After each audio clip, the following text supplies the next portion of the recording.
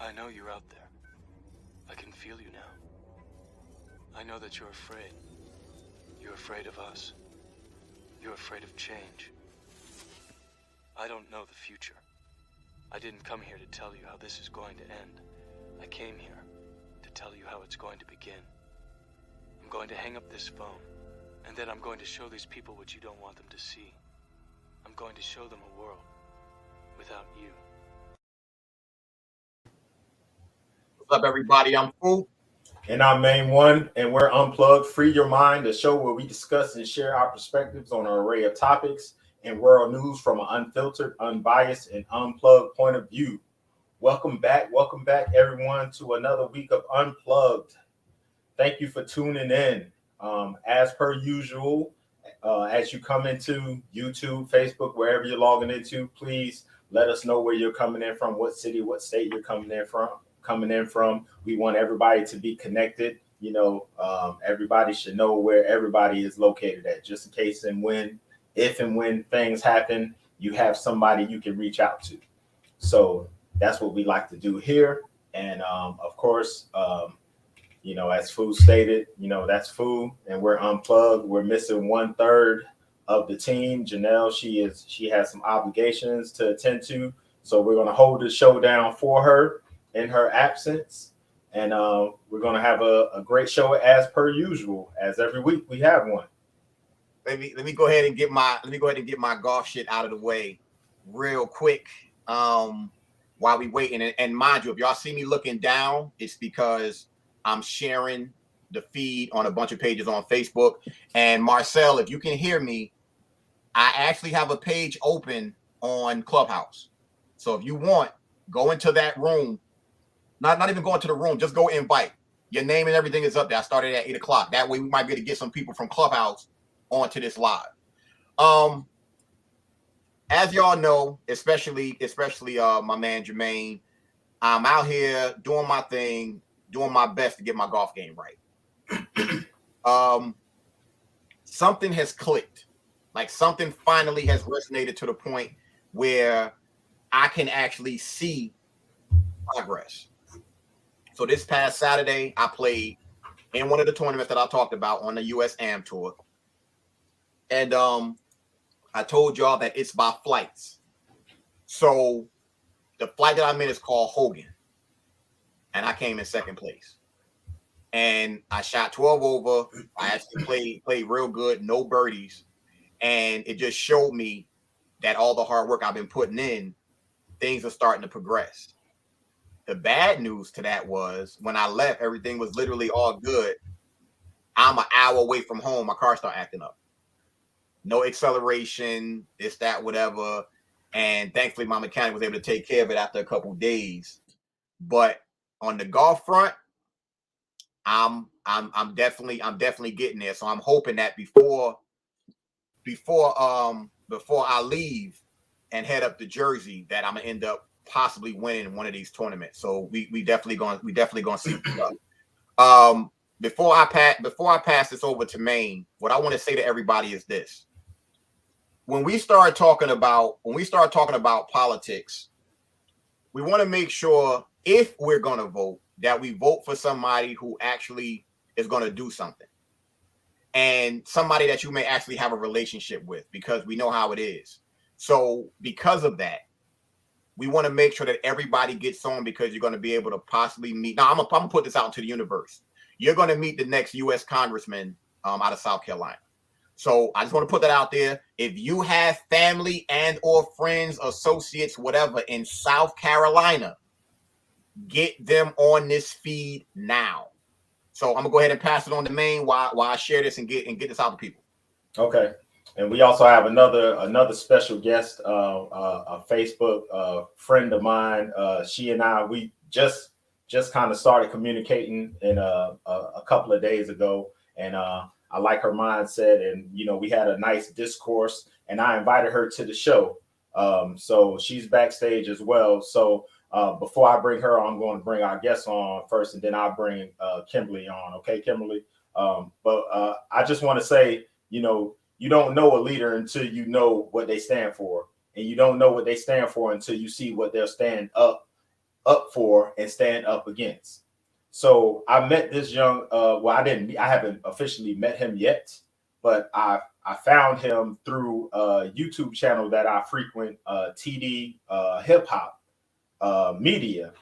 And I saw the video, and I actually have the video. I'm gonna play it a little bit later on. But I found this young man, and he's in South Carolina where I am.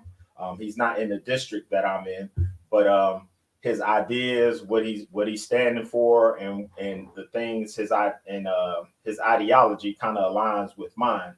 So without further ado, I'm going to bring in our guest, Gregg Marcel Dixon. Bring him into the stream. Hey, how you doing, Gregg? How you doing, Marcel? What do you want? What do you want us to call you? Would you want us to call you Marcel? Marcel is fine. Okay, Marcel, how you doing, brother? I'm doing good. How are y'all? Doing great, man. We welcome you, yo. We welcome you. Thank you. I'm glad to be here.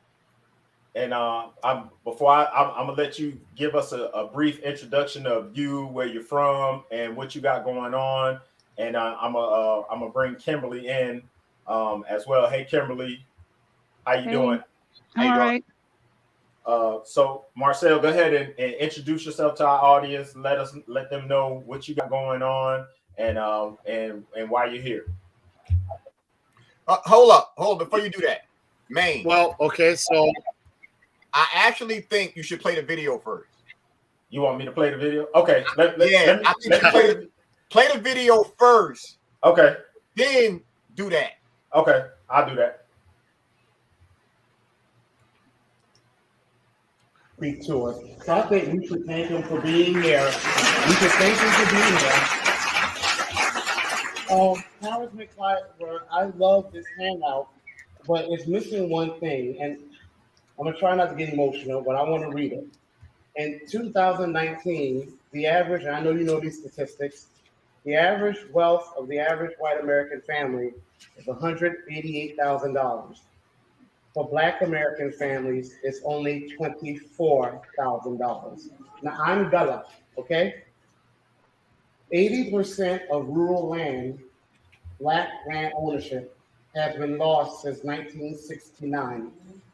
A white high school dropout has more wealth than a Black college graduate. Per the Accountable USA and the Food and Research Action Center, your district and the district I've grown up in is the 6th poorest district in the United States of America. Which is 6? South Carolina District 6. Now, there's a quote, and maybe that's not true, but there's a quote. That's not true. There's a quote that says, I do not, but they backed it up with census data, but there's a quote that says, I do not buy the concept popular in the 1960s, which said, we have suppressed the Black man for 300 years, and the white man is now far ahead in the race for everything our society offers. In order to even the score, we must now give the Black man a head start, or even hold the white man back to even the race. I don't buy that. I'll be damned if I pay for the sins of my forefathers. I don't feel responsible for the sins of my forefathers. I just feel responsible for now. Now, hearing that quote, y'all might think I'm talking about Donald Trump. No, that was Joe Biden. Now, Congressman, you said we know Joe and Joe knows us. And Joe Biden told us that he would have our backs. But since being in office, Joe Biden has signed executive action for Asian Americans and Pacific Islanders. He has signed executive action for LGBTQ citizens. He has done executive action for Native Americans. But where's his executive action for Black Americans? Now, what a lot of people may not realize, I don't know, because I just learned this. Funny thing, Joe Biden got in office and he repealed a lot of stuff Donald Trump did. For a man who said he wasn't concerned with the sins of forefathers, he's sure repealing past sins of Donald Trump. But what about the biggest sin and the original sin this country committed, which was the brutal enslavement of my people? And after slavery, the race massacres, the violent discrimination that kept us in poverty, the land theft, okay? We, Black Americans, now, since 1865, Black Americans owned only 0.5 wealth in America. Today, we own less than 3%. Since slavery, not much has changed. Joe Biden could easily do executive action and bring back the Freedmen's Bureau, whose job was to close all disparities between Black Americans, who are descendants of freedmen, and white Americans. Joe Biden, with just a stroke of a pen, can start a commission to study reparations and implement them. You are representatives. We can't show up everywhere. People say, well, Black people need to organize. We've been organizing since the 1500s. These other groups come in like Asian Americans, and within a few months, they get bills for them. It's your job to speak up for us. So you say we know Joe and Joe knows us. I don't care what type of heart Joe has. I care about the policies Joe is going to pass. So why is it, Congressman Clyburn, that you do not support reparations and you do not push Joe Biden to at least bring back the Freedmen's Bureau to close all disparities between white Americans and Black Americans? We talk about a crisis at the border. What about the crisis in Black America? That was the difference is the crisis in Black America was inflicted on us externally.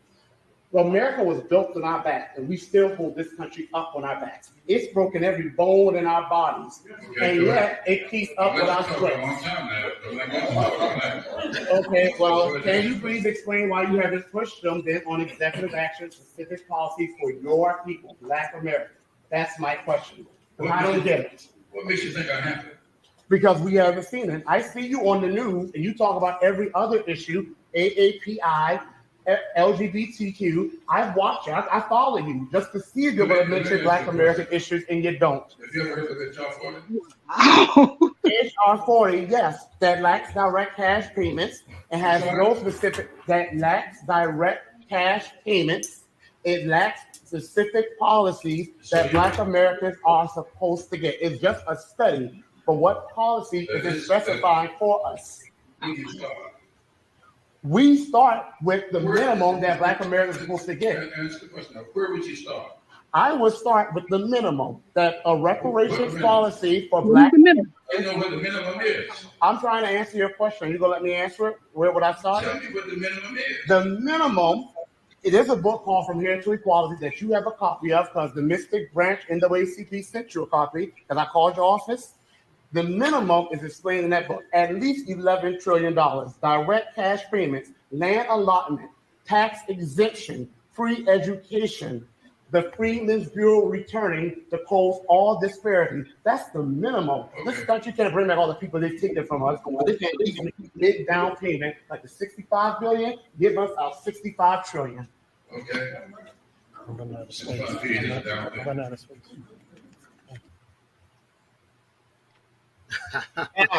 Now, after you drop the mic, go ahead and introduce yourself, my man. Speak on it. Well, I am a teacher. I'm from a small town named Ridgeland in Jasper County, which is a part of my district, and I'm running to represent South Carolina's Congressional District 6. And I am a native of this area, Gullah Geechee, which is a Creole culture native to the coast of South Carolina and Georgia. And I'm running to repair Black America to fix America, because after 30 years in power, my current congressman, James Clyburn, 30 years, his district, the district in where I live and has lived my entire life, raised and lived, is the 6th poorest in the United States of America. I don't blame him for the poverty here, but I do blame him for it still being impoverished and even more impoverished now. So I'm running because my people here, this is a majority Black district, deserve better, and I'm running to get us that better. 57% Black. Yes. To be exact. The census undercounts us, so yes. Now before we get into this, I want to first say I'm going to put it out there that you're going to win. You're going to whoop that ass. That's number one. Second, here's the other thing.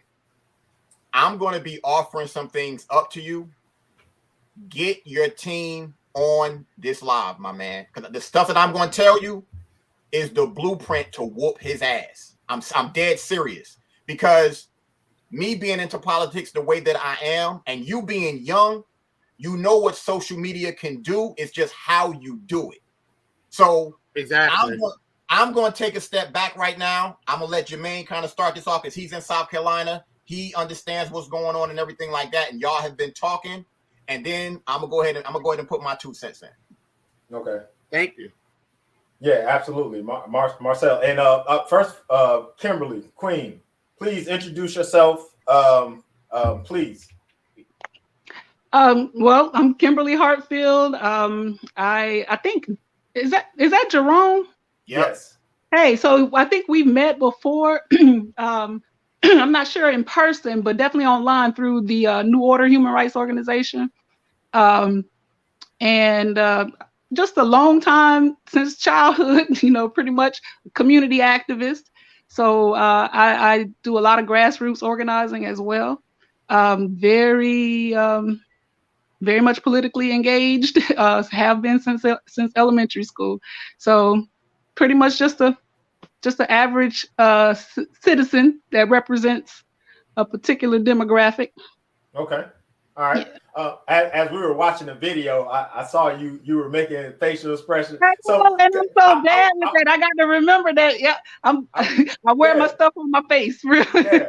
So I want you to kind of touch on some things that you may have some pushback on that Marcel kind of was laying out to Congressman Clyburn. Anything, the floor is yours to kind of engage and start the conversation. Yeah, well, first, I don't want to characterize it as pushback because everything that you said, Marcel, as far as diagnosing the problem, right, is 100% true. I think where we digress is not necessarily the solution, because I'm all for getting the right blood up in there, to get things actually done. Mm-hmm. My thing is being being very pragmatic in terms of, so say, for example, you said he's been in there 30 years and nothing's been done, right? So when you get in his same position and you recognize that you're going from the public realm to the government realm, public realm where I forget who it was that you mentioned that did the study about $11 trillion or whatever. When you're going from the outside world and you're entering into this government realm and have to operate within the confines of that system that you're campaigning to go into, when you find out and you look around the landscape and you realize that you don't have the numbers to get done what it is you need to get done, how long will you give South Carolina residents before they are able to say you are being ineffective, even though you've gotten in there, you've tried everything that Jerome is getting ready to give you,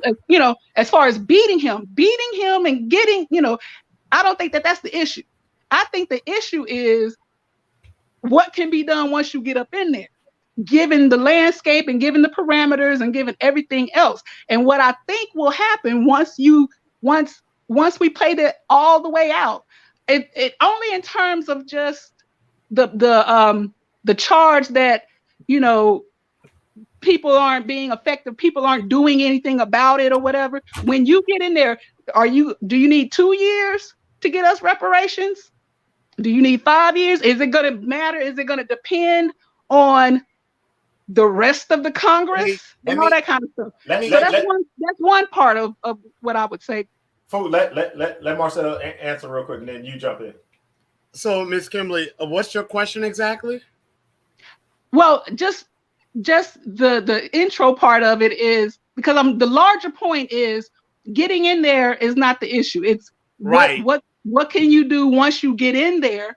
And because you are charging Clyburn with being pretty much ineffective, and I don't know what other adjectives you would use to describe him, but pretty much not, being ineffective. How long do we need to give you in order to, and I say we, I'm not in South Carolina, but I know what you're saying. Yes. You know what I'm saying? How long do you think you would need in order to get us reparations, given the political system that you're entering into?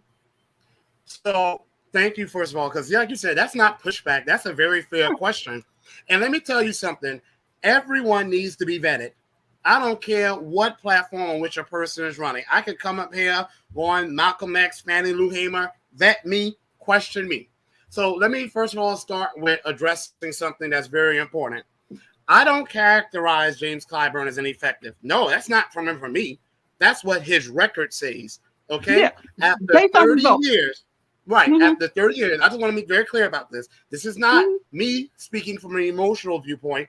When I was in that video, I mentioned facts that after 30 years, his district is the 6th poorest in the entire United States of America out of 435. That is an irrefutable fact. Here's another statistic that we need to know. For children, and the majority of children in his district look like all of us here on this floor, it is the 3rd poorest, okay? Under his watch, according to the recent census from 2010 to 2020, Jasper County, Colleton County, Bangor County, Hampton County, these are districts I know that Maine recognizes. They have lost population 7 to 9%. We have actually seen industries left. My district, Jasper County, has lost its hospital, though my town, Ridgeland, has. So I want to make it very clear. Those are facts. Now, how much time? Let me explain something, y'all. I don't know if it was Fuquan or Maine that said it when this started. A leader is not simply what they get done. A leader is also for what they fight to get done. My issue with Clyburn is not that he has not been able to get us reparations, it is that he has not even fought to get us reparations. In 30 years, I want someone to show me the reparations legislation he has written for Black Americans. And when I say Black Americans, I am talking about descendants of those who were enslaved by the American government and emancipated in 1865, and free people of color who were Black people who were free because they weren't really free. It is not that he hasn't been able to get it done. It is that he has not fought to get it done. But when he first got into Congress, and here is a fact, we don't have to like a fact. I have a tomato vine in my backyard. Deer and rabbits come and eat it all the time. I may not like the fact that it's a tomato vine, but it's a tomato vine. I can want it to be a peach tree as much as I want it to be, but it's a tomato vine. You can't change it. Here are the facts. When Clyburn got into office in 1993, the first bill he sponsored was a bill to provide protection, privileges, special recognition, and legislation for a group of people that have been oppressed for centuries. Now, the question is, who were those people? Were they our people, Black Americans? No, they were the Catawba Native American, who now are only 3,000 in number. In 1993, it was probably only hundreds of them. He wrote a bill for them to get reparations. The South Carolina has always been between 30 to 40% Black and over, okay? But in modern times, 30 to 50% Black. He has yet to introduce any legislation like that. And in November 2021, we all know, I know Maine knows this, how we, the Gullah Geechee people, have lost our land. We've lost hundreds of thousands of coastal front property that is worth billions of dollars. What does Clyburn do? In November 2021, just last year, he writes a bill to give a group of people 20 acres of land. Was it our people? No, it was those same Catawba Native Americans. And here is why that is pouring salt in a deep, deep wound. Because the Catawba Native Americans were enslavers of Black Americans. Not only were they enslavers, they were slave catchers. And yet the first thing he did in 1993 was write a bill to get them reparations. And then in November 2021, when Black farmers are getting foreclosure notices for their land, he writes a bill to give those same people more land. So it is not a matter of how much time I'll need, but I'll answer your question. All I'll need is a week to write reparations legislation. Clyburn's had 30 years and he ain't done it. So I can't necessarily tell you how much I will need, but I can definitely tell you it will not be 30 years. This is what I'm glad you said that, but this is what I wanted to interject. From the speech when I originally saw it a while back, the one thing I can say about Marcel is this. First things first, when you are elected in that type of nature, whether it's local or national like this, you are first and foremost a public servant. Period. Now, when you're on that stage of being a U.S. congressman, your objective is to be the voice of your constituents. From what I can see, Marcel will be that voice, because obviously once he gets on that floor, he's gonna be by himself. He's gonna be by himself. Then once he starts speaking his mind and saying what he needs to say, he's gonna get that tap on his shoulder. But what I know from history, he's Gullah Geechee. He don't give a damn about that tap on his shoulder. That's right. He's going people down here. all the way in. So with me making that statement, that's the whole thing. Because what happens is, he's more in that realm than me seeing what's going on. When you get to that level, these people are so nervous because they shook about getting reelected. That's all they care about. He doesn't care about getting reelected. He wants to go up there and be the voice for his people. That is what matters. Because once that happens, then it turns into who's going to start doing the same thing to say, fuck the system. We about to buck the system and break the system to build it completely back up. That's the vibe I get from him. Am I right or am I wrong? You're completely right. And when you mention Gullah Geechee, I want to say something. Remember, we are the people that the British military could not conquer, the Spanish military could not conquer, the U.S. military could not conquer. People want to talk about the Seminole Wars with Native Americans. That is a lie that the U.S. military spread because they didn't want word to get out to other Black Americans that Negroes were whipping their tails up and down the South Carolina, Georgia, and Florida coast. They could not conquer us. They had to make a treaty with us. We are the people that got the 40 acres in a mule, the closest things we've gotten to reparations. My family still has property from Special Field Order 15, the 40 acres in a mule. Okay? And when we saw Andrew Johnson, that anti-Black bigot who's burning in hell, when he gave the land back to the Confederate traders, they tried to come down to the Sea Islands and take the land back from us. We ran them off, and they were too afraid to come back. So my people have never been one that have backed down from a fight. Even if we lose the fight, we will take solace in the fact that we lost the fight fighting. Yeah. So, go ahead, Kimberly. Oh, I was just going to say that after 2018, especially in Congress, Senate is a different story, but you're running for a Congress seat, right? I'm running for the U.S. House, yes. That right? That's yeah. I mean, House seat.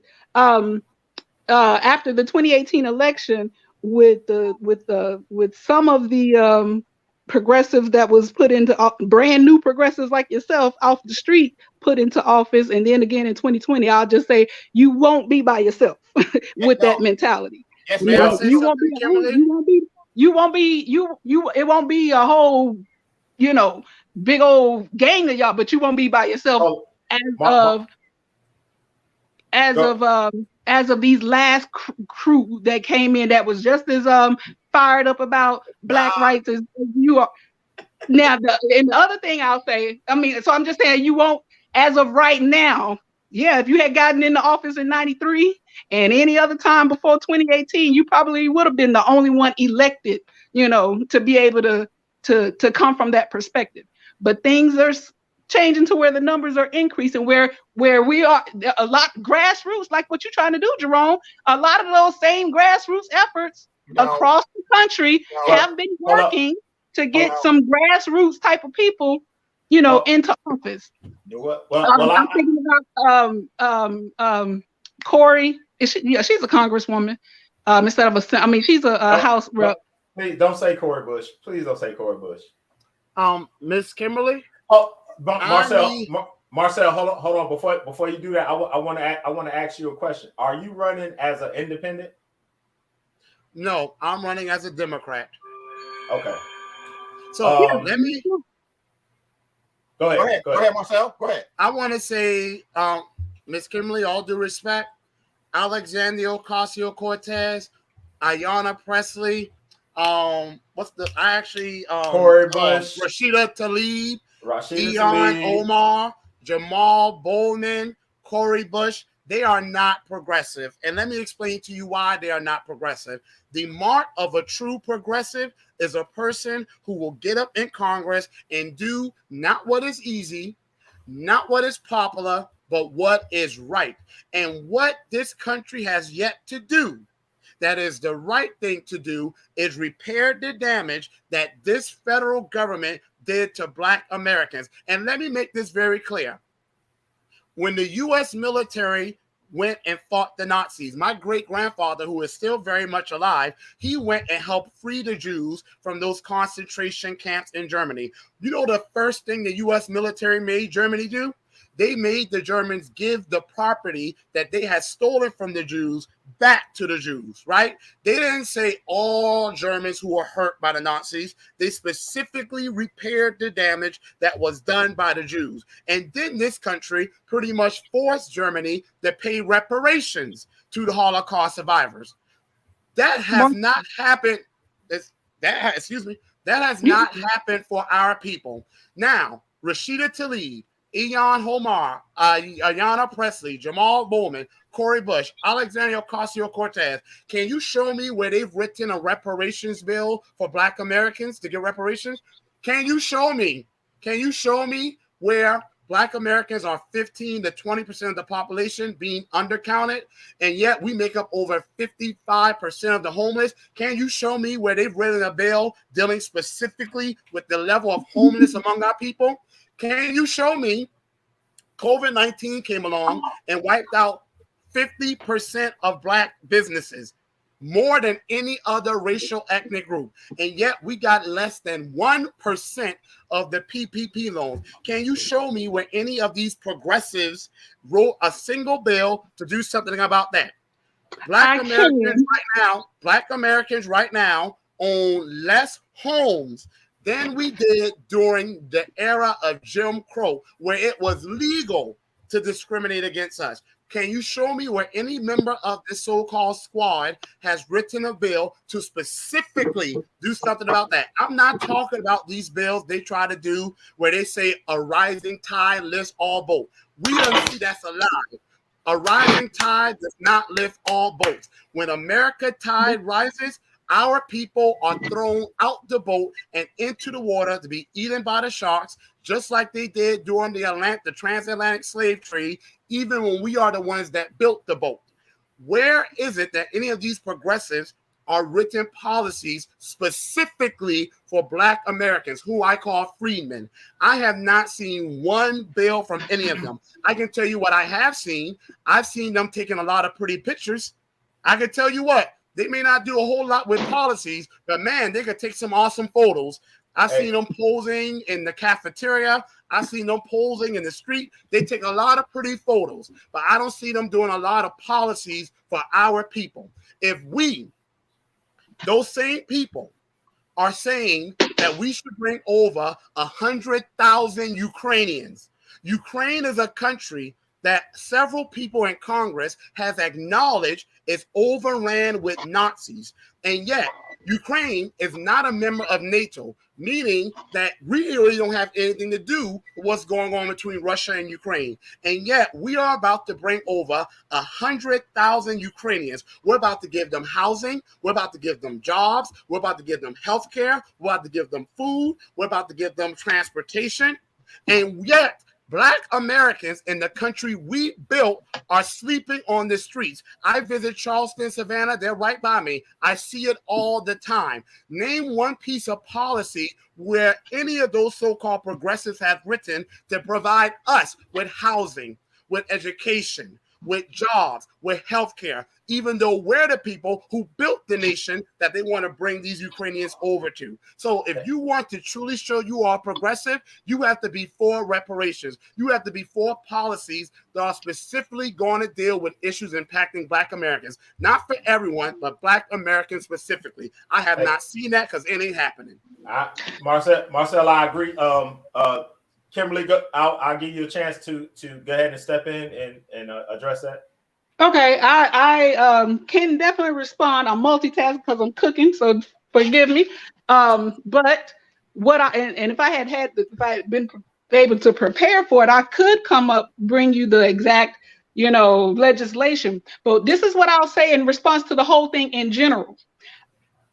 As far as reparations in Congress goes, I don't know how long you've been following, or if you've been following the track of reparations for Black people in America through the government. How long the bill that you're talking about writing in a week, that you could write in a week, I don't know how long you've been tracking the fact that actual bill has been going through Congress. Are you aware of that? Yeah, HR 40. No. I must respond.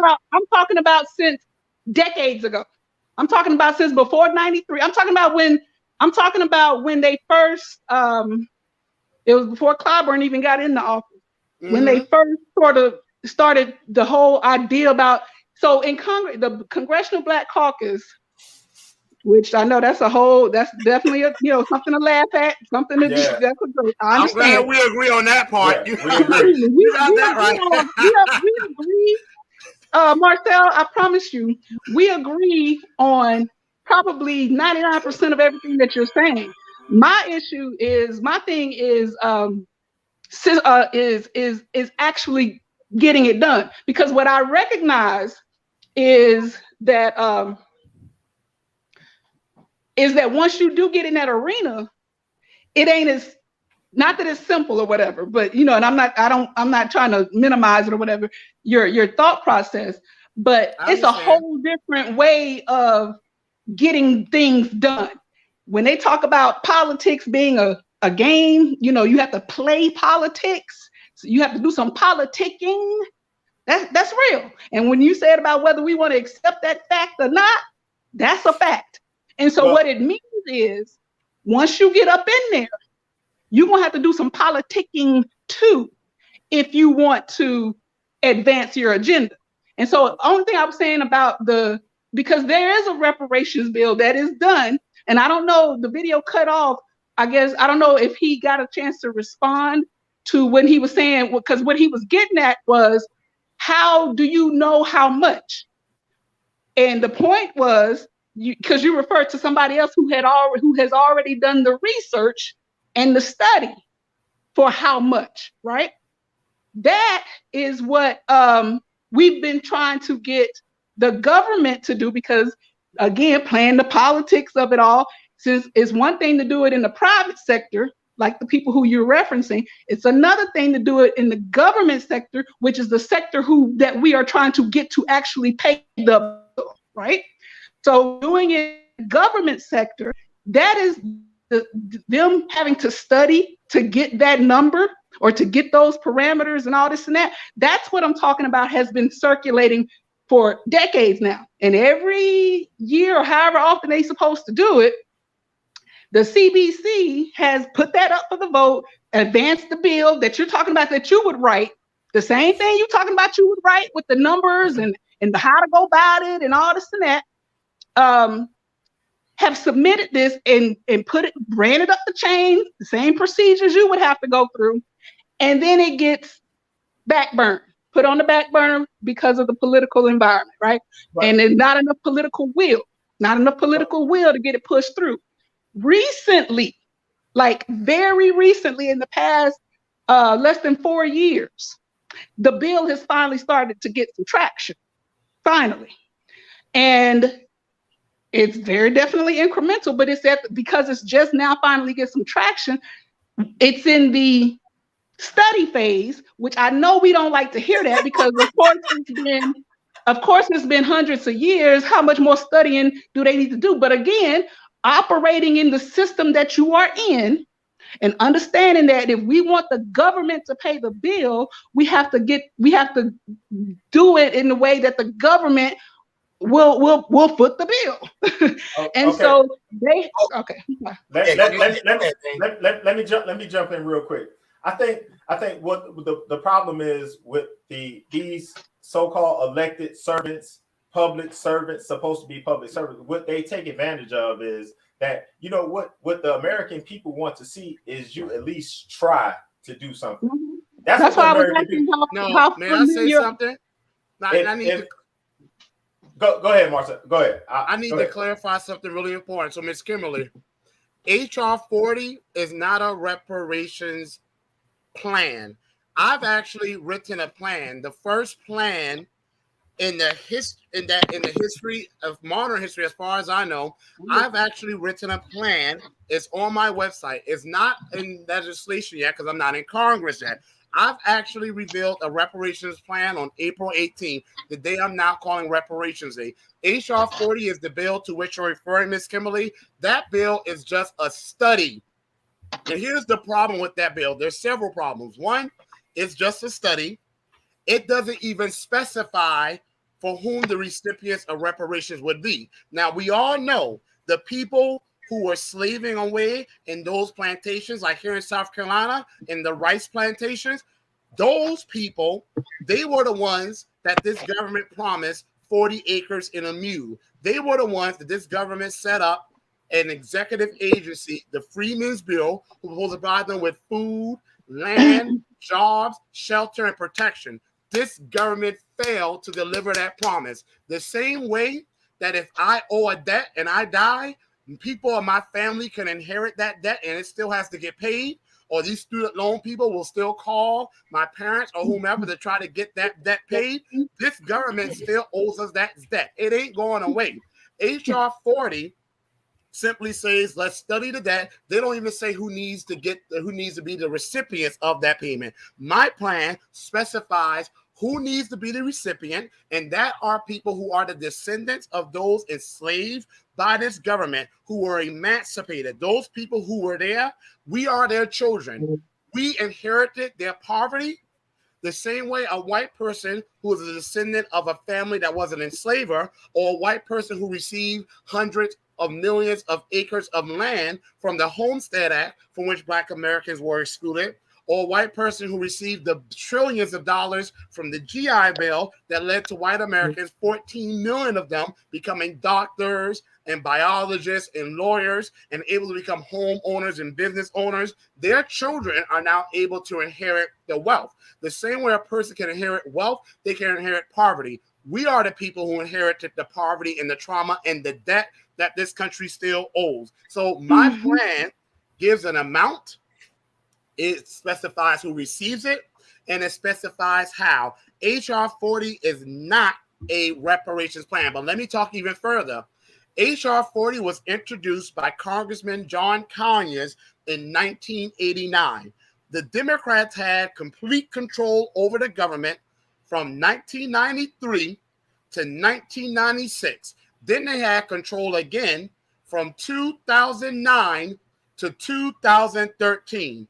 During that entire time, they did not put HR 40 up for a vote, and they definitely could have. But I tell you what they did get done. Under Obama, they got the Affordable Health Care Act done, and even with this Affordable Health Care Act, Black Americans are still dying at far higher rates of every other ethnic group, such as Black women dying giving birth to a child. Black people are more likely to have their limbs chopped off even when it's unnecessary. Black people are still the least insured. Black people are still more likely to die from preventable causes. So even under Obama, he was able to give 800,000 illegal immigrants protection. He called them dreamers. Excuse me, the dreamers in America are the people who have been living the American nightmare, and those are our people. Obama was able to legalize gay marriage. What did the Democrats do with that HR 40 bill when they had the opportunity to do it under Clinton and they had the opportunity to do it under Obama? They did absolutely nothing. Okay? So this is not the Democrats have tried to do it. No, they have not. And Clyburn was right there all those years, and he did not try to do it. So again, I am going to fight for my people to get it done. Muhammad Ali would have lost every fight in which he never stepped in the ring to fight. We haven't had anyone even stand up for us to do the bare minimum. They can stand up for every other group. They can talk about the children at the border. And they went all of them went to the border and cried. While those children at the border were getting 3 meals a day, having a roof over their head, South Carolina has 60 to 69% of the children that are homeless in South Carolina look like all of us. Where is Clyburn, all of them crying about that? They went and talked about Ukrainians. You have Black Americans who are living in neighborhoods that are so impoverished, and the levels of gun violence is so high, the mortality rate from violence that this country has put us in conditions that breed such violence are probably higher than what you're seeing in some parts of Ukraine. Where are the people calling for us to get resources? Yet we've already given Ukraine, a country that is overran with Nazis, over trillions of dollars in the form of aid, in the form of military equipment. These same Black people and the Democrats who would not even have the power they have if not for Black Americans who vote for them 90% or higher since the 1960s, and yet we are to the bottom in this society.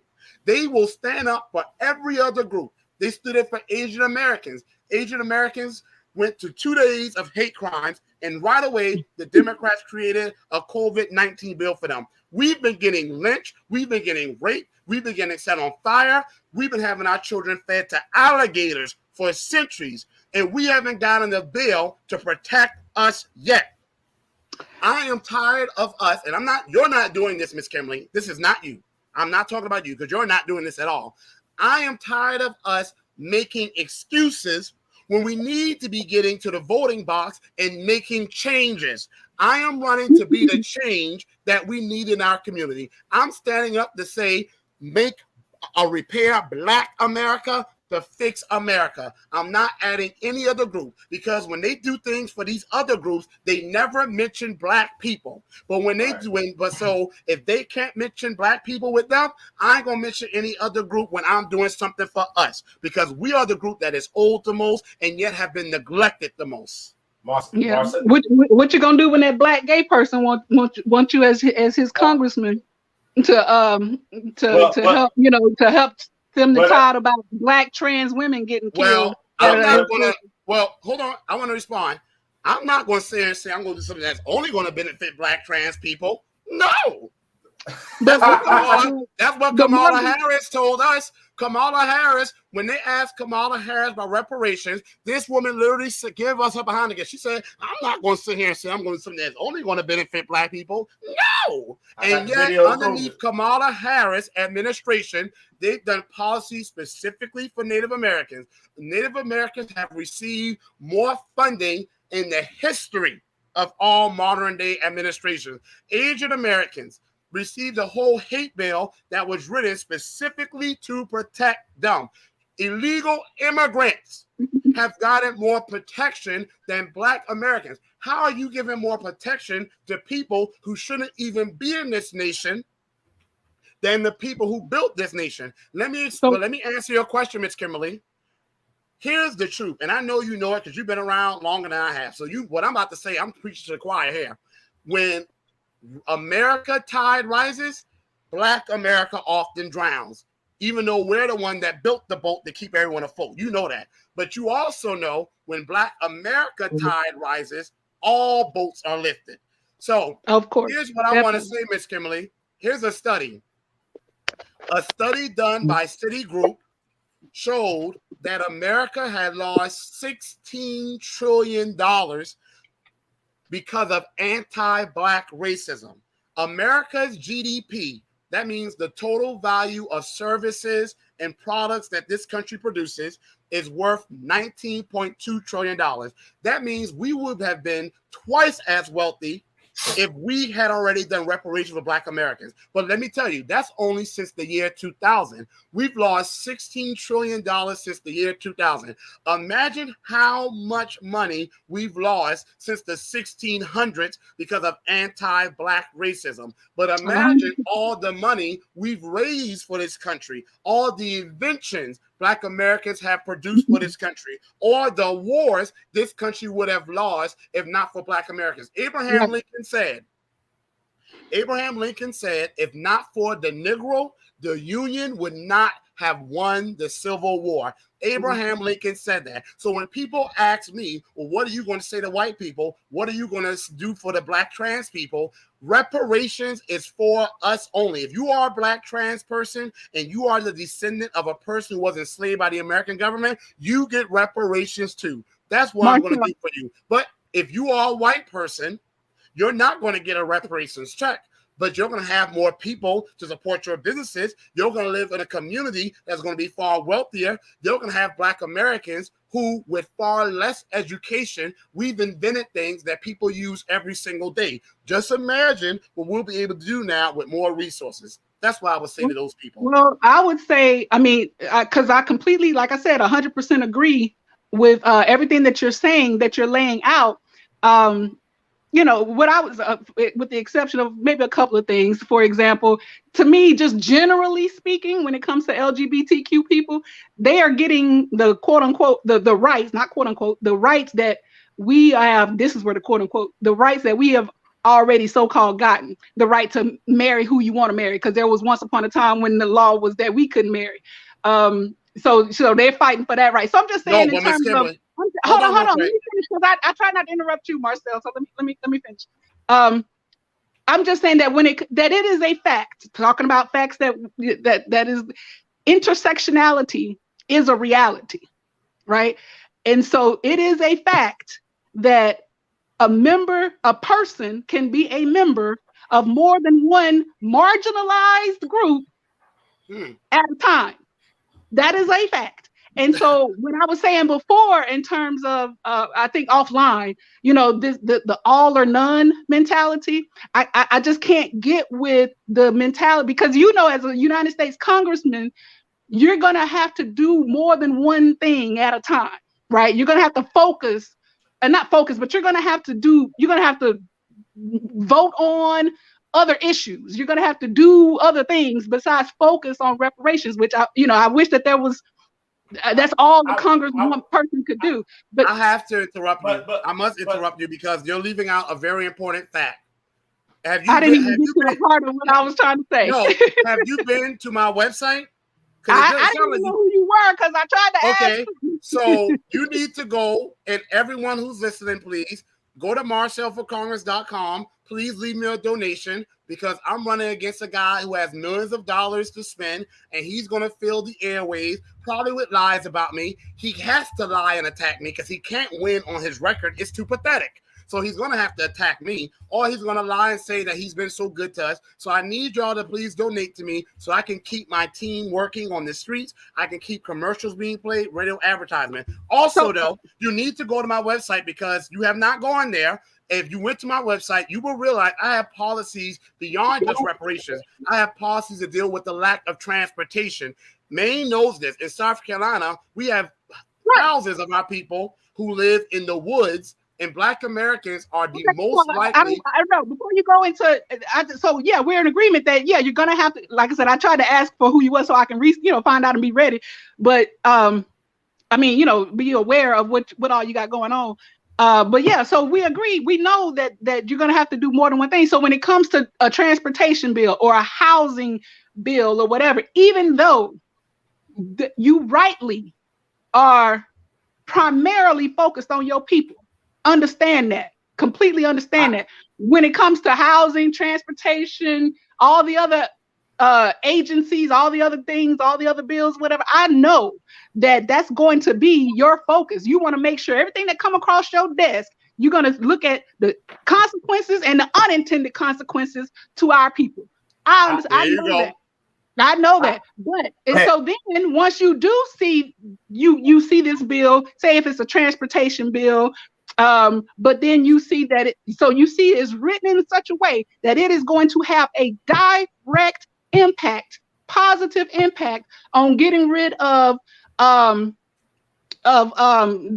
systemic racism dealing with transportation as far as how that's done, so you see that it's going to have a direct impact on that. But then it also has some other benefit for some other marginalized group by chance. Are you saying you're going to vote against it, even just because it also benefits other people, even though it directly benefits your people too? That's the part that I can get with.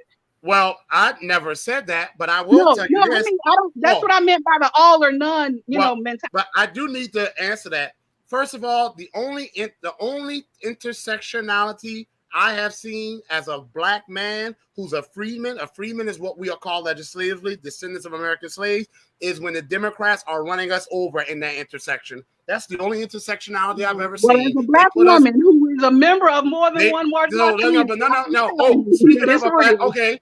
So speaking of being a black woman, let's talk about intersectionality, because I hear a lot of white feminists talk about intersectionality. No, don't get me started. White woman. Okay, right. Let me explain something. Let's say a person, because I'm LGBTQ, but I don't that.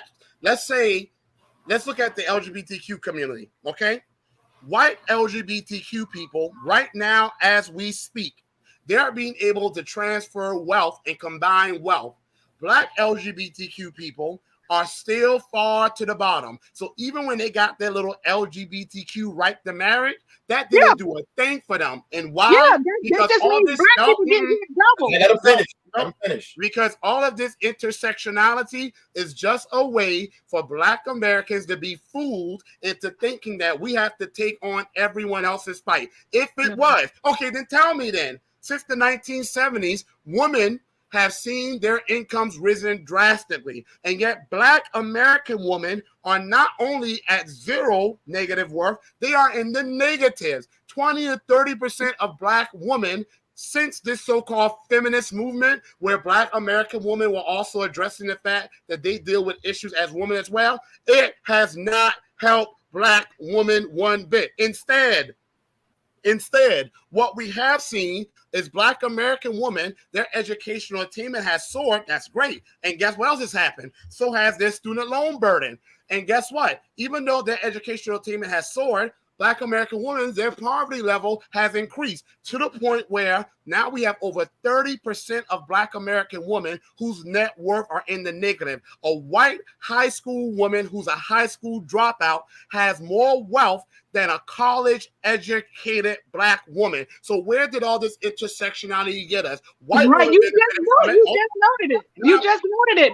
Okay, you just so there you go. That's my point. What happens, the way it works is it's a double. It doesn't work at all. Listen, let me tell you how. Let me explain it to you. Let me tell you how. Let me tell you how. It can be the case until white women are making the exact same amount as white men. That's when you'll have that argument. But because the fact that women in general, right, just all women in general, let's just say income, like salary, like the income. Let's just say for that topic, because you got income, you got wealth, you got all the different categories, and it's the truth for any of them. But if when it comes to like the income disparity, if women in general are below this certain level, and then there's policies put in place, let's just say, to where it bumps up women in general. However, it bumps up white women more because they are white. Miss Kimberly, did you not hear me? It hasn't bumped up women at all. All of this feminism talk and all these advancements women have made, Black women are falling further to the bottom. Hold on. What I'm saying is, no. That's factually. I understand the spirit of what you're saying, because inequality is inequality. It doesn't matter I ain't gonna say it doesn't matter, but what I'm saying is LGBTQ people have made, Black LGBTQ people have fallen further to the bottom. We keep talking about intersectionality. We need to just focus on one section. let me That jump in. is the Black American section, because you let me take jump- away all those other issues and you are still going to be to the bottom because you are a Black American. So I am going to do what all these other so-called leaders are not bold enough to do or not brave enough to do. I'm focusing specifically on Black Americans. Repair Marcel, Black Americans. Kimberly, wait. Go ahead, man. Marcel and Greg, hold on. Fool, go ahead and jump in real quick. No. You want to say something? Yeah, because I think we kind of went down because we jumped over a point that was we were going in on, as far as, you know, when these bills and stuff come across Marcel's desk when he gets in position, because I'm already speaking it into existence.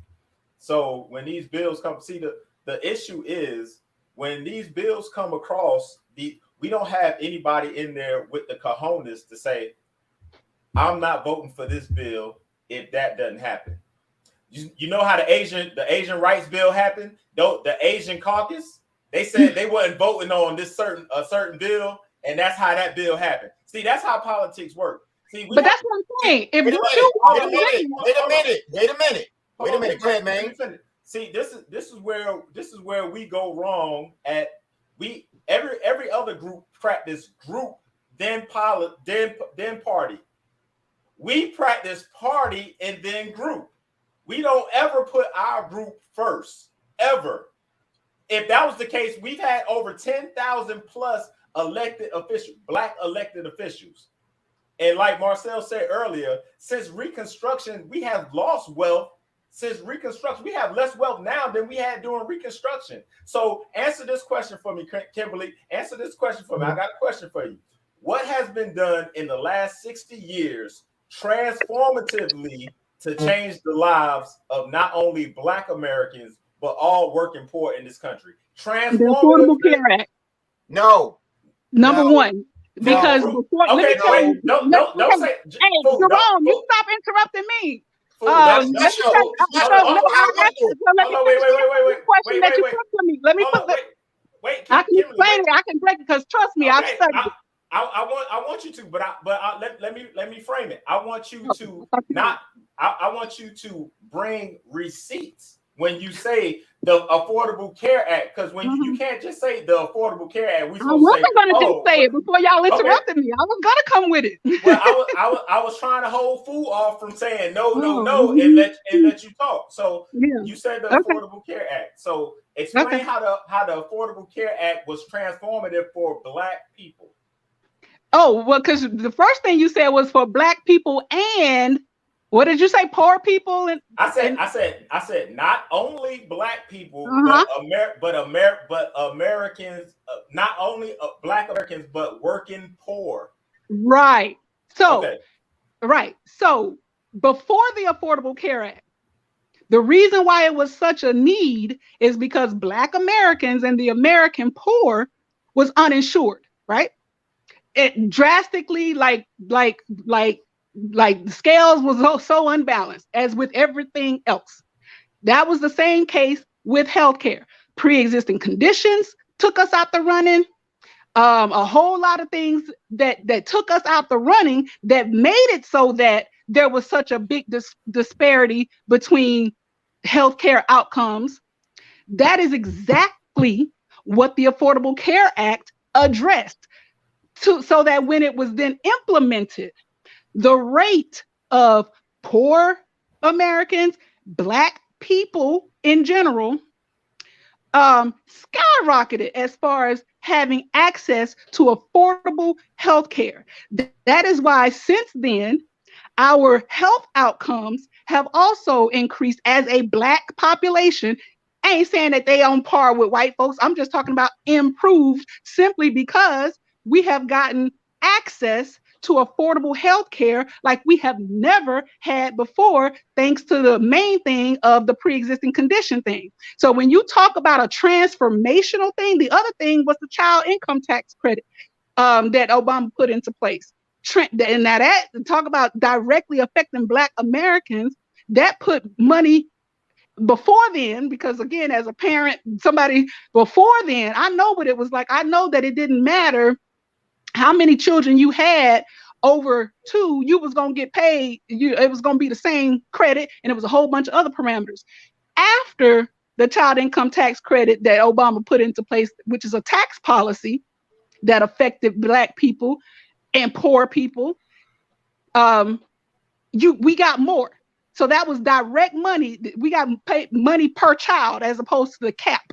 So we got more money directly into our pockets.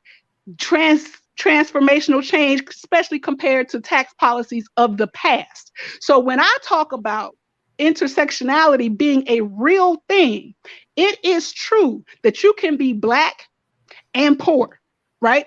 But not all poor people are Black, right? And not all Black people are poor. So if a bill comes through that helps 2 demographics that have been marginalized, I think y'all fundamentally misunderstand me when you say, we haven't had the balls to demand it, that if a bill doesn't if you say I'm not gonna vote for that unless it includes my people, what I'm saying is, are you gonna vote for it if it includes your people, but it helps other people too? Like when you come back and again. So no, I heard your answer. I'm just Marcel, I'm just trying to clarify and again, in direct answer to your question, as far as what has been done transformationally, y'all, when I tell you, because when you talk about how Democrats has had the majority or has had the power, I look back and ask, because of course I've had that same question. Well, why haven't we been able to get it done? Oh, so then you look into the details, you go into the weeds, you realize the difference between having a majority and having a super majority. You realize the difference. Oh, they couldn't get it done, even though they put it up, but they didn't have enough votes because you had to have this number, and they didn't, so it's what kind of, I looked into it, not for excuses. So from when I looked into it, I said, oh, so they don't have the numbers. So that means we have to get more numbers. We have to get more people. I'm sorry. I can't. Okay, no, I have to respond to this. So here are the facts. The affordable health, I have to respond to this because these talking points from the Democrat Party saying how they've been so good, they've done so good to the people who have put them in power. No, I can't anymore. So here's the facts. The Affordable Health Care Act has caused the rate of Black people uninsured to decline. That's great. Here's what it has not done. Hold on. Excuse me. No, you said decline. I'm sorry. You said decline. No, excuse me. The number of Black people who are uninsured has declined since the passing of the Affordable Health Care Act. Now, here's what has happened as well. You're leaving some important points out. When COVID-19 hit, Black Americans, even those who had no pre-existing comorbidities, were 5 times more likely to die than any other ethnic group. So even if we had access to insurance, that was not improving the quality of care. And when studies were done on the matter, it was not because of us having any higher levels of comorbidities. It came down to the fact that we are still getting the same inadequate care that we have always gotten. Hold on, there's more. In 2020, Black women dying for giving birth to a child is as high as women in countries like Mexico and the Philippines, nations that are still developing nations, 5 times more likely to die than a white woman. Now, here's the thing that really bothered me. You have a young Black congresswoman, Laura Underwood, who wrote a bill to do something about that. Clyburn's been in office for 30 years. Not once has he written a piece of legislation to do something about all the Black women dying giving birth to children. My grandmother was given a bad batch of blood in the 1960s. Now, she would live, but she would suffer incredible pain until she died 4 days after my 9th birthday because of medical anti-Blackness. Here's the heartbreaking truth. In 2020, the number of Black women dying, giving birth to children, soared. Okay? Here's more. There's more. The number of Black people being amputated right here in South Carolina is now being called a medical crisis. The number of Black people having their limbs chopped off. So it's great that they're in hope. And by the way, still 500,000 Americans go into bankruptcy and lose everything they own because of medical debt. And that number is increasing. And of those people, the vast majority of them are Black Americans. And even with the Affordable Health Care Act, Black Americans are still the highest uninsured group and the group that's still the most likely to have medical debt. I just want to get some reality in that. Also, I'm not done. I'm not done. No one ever, I never remember saying that if something helps another group, I will vote against it. But as Maine brought out, and I did not hear you say anything about this, Senator Tammy Duckworth and Senator Hirono of Hawaii, when Asian Americans were being attacked, they said they weren't going to vote for anything. They weren't going to vote for nothing until something was done to protect Asian Americans. The Hispanic caucus right now is saying that they are going to get to a point where they're not going to vote for anything until Biden acts on immigration. Every other group will stand up and say, until my people are taken care of, I ain't voting on nothing. Black Americans are the only group that no other group gives a damn about, because when the Asian American COVID-19 bill was passed, those Asians weren't saying, well, what about Black Americans going through hate crimes? We need to add them too. I read the legislative text. That bill did not mention any other group besides Asian Americans and Pacific Islanders. The Asian Americans didn't say a damn thing about whether Black Americans were going to be protected or whether we were going to continually suffer mass incarceration. Hispanic caucus is not asking how bringing 11 to 20 million illegals in our country is going to continue to take resources from Black Americans that all studies have shown from the Democrats and from the Republicans that immigration, illegal and illegal, hurts Black American communities, especially Black men. No other group stands around and worries about how others are going to benefit. Here comes Black people, though, the group that has done the most for every other group, and yet no one thinks about us, saying intersectionality. No other group talks about intersectionality besides us. And the thing that makes me so upset is we are the group that is owed the most. No other group is going hard for us to get reparations. No other group is talking about Black Americans being over 55% of the homeless. No other group is talking about Black children from ages 5 to 12 committing suicide on a level that is now higher than white children. No other group is talking about how Black men have the shortest life expectancy, and within the past years from our life has actually fallen off. We are the only group that sits around and talks about intersectionality when everything is happening to us and we need to be more self-concerned about us. So here's what I'm going to do. I'm going to do what all these other groups do with no problem. Native Americans do it. Matter of fact, Native Americans do it so well that they aren't even discriminating against Black Americans who have Native American ancestry. They won't let them on the reservations. They won't let them get any of that casino money. You can read about it. Native Americans are now saying, even if you are a Black person and you have Cherokee ancestry, we still not going to give you nothing. Every other group is looking out for themselves. I am going to put my people first. And the good news is, whenever Black Americans do well, all Everybody of America does well. And I want to bring up one other thing.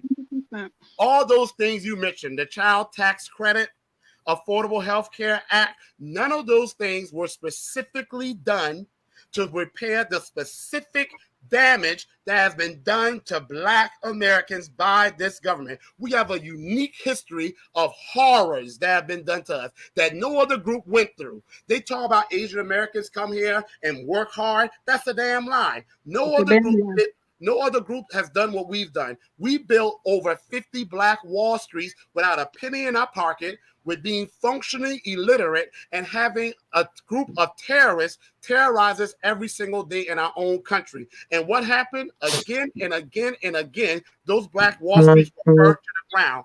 I have seen white people put all of their wealth into their business and their business collapse, and they can never recover from it. Imagine going through that 50 times over while also having to fight against laws that make it difficult for you to get the bare minimum.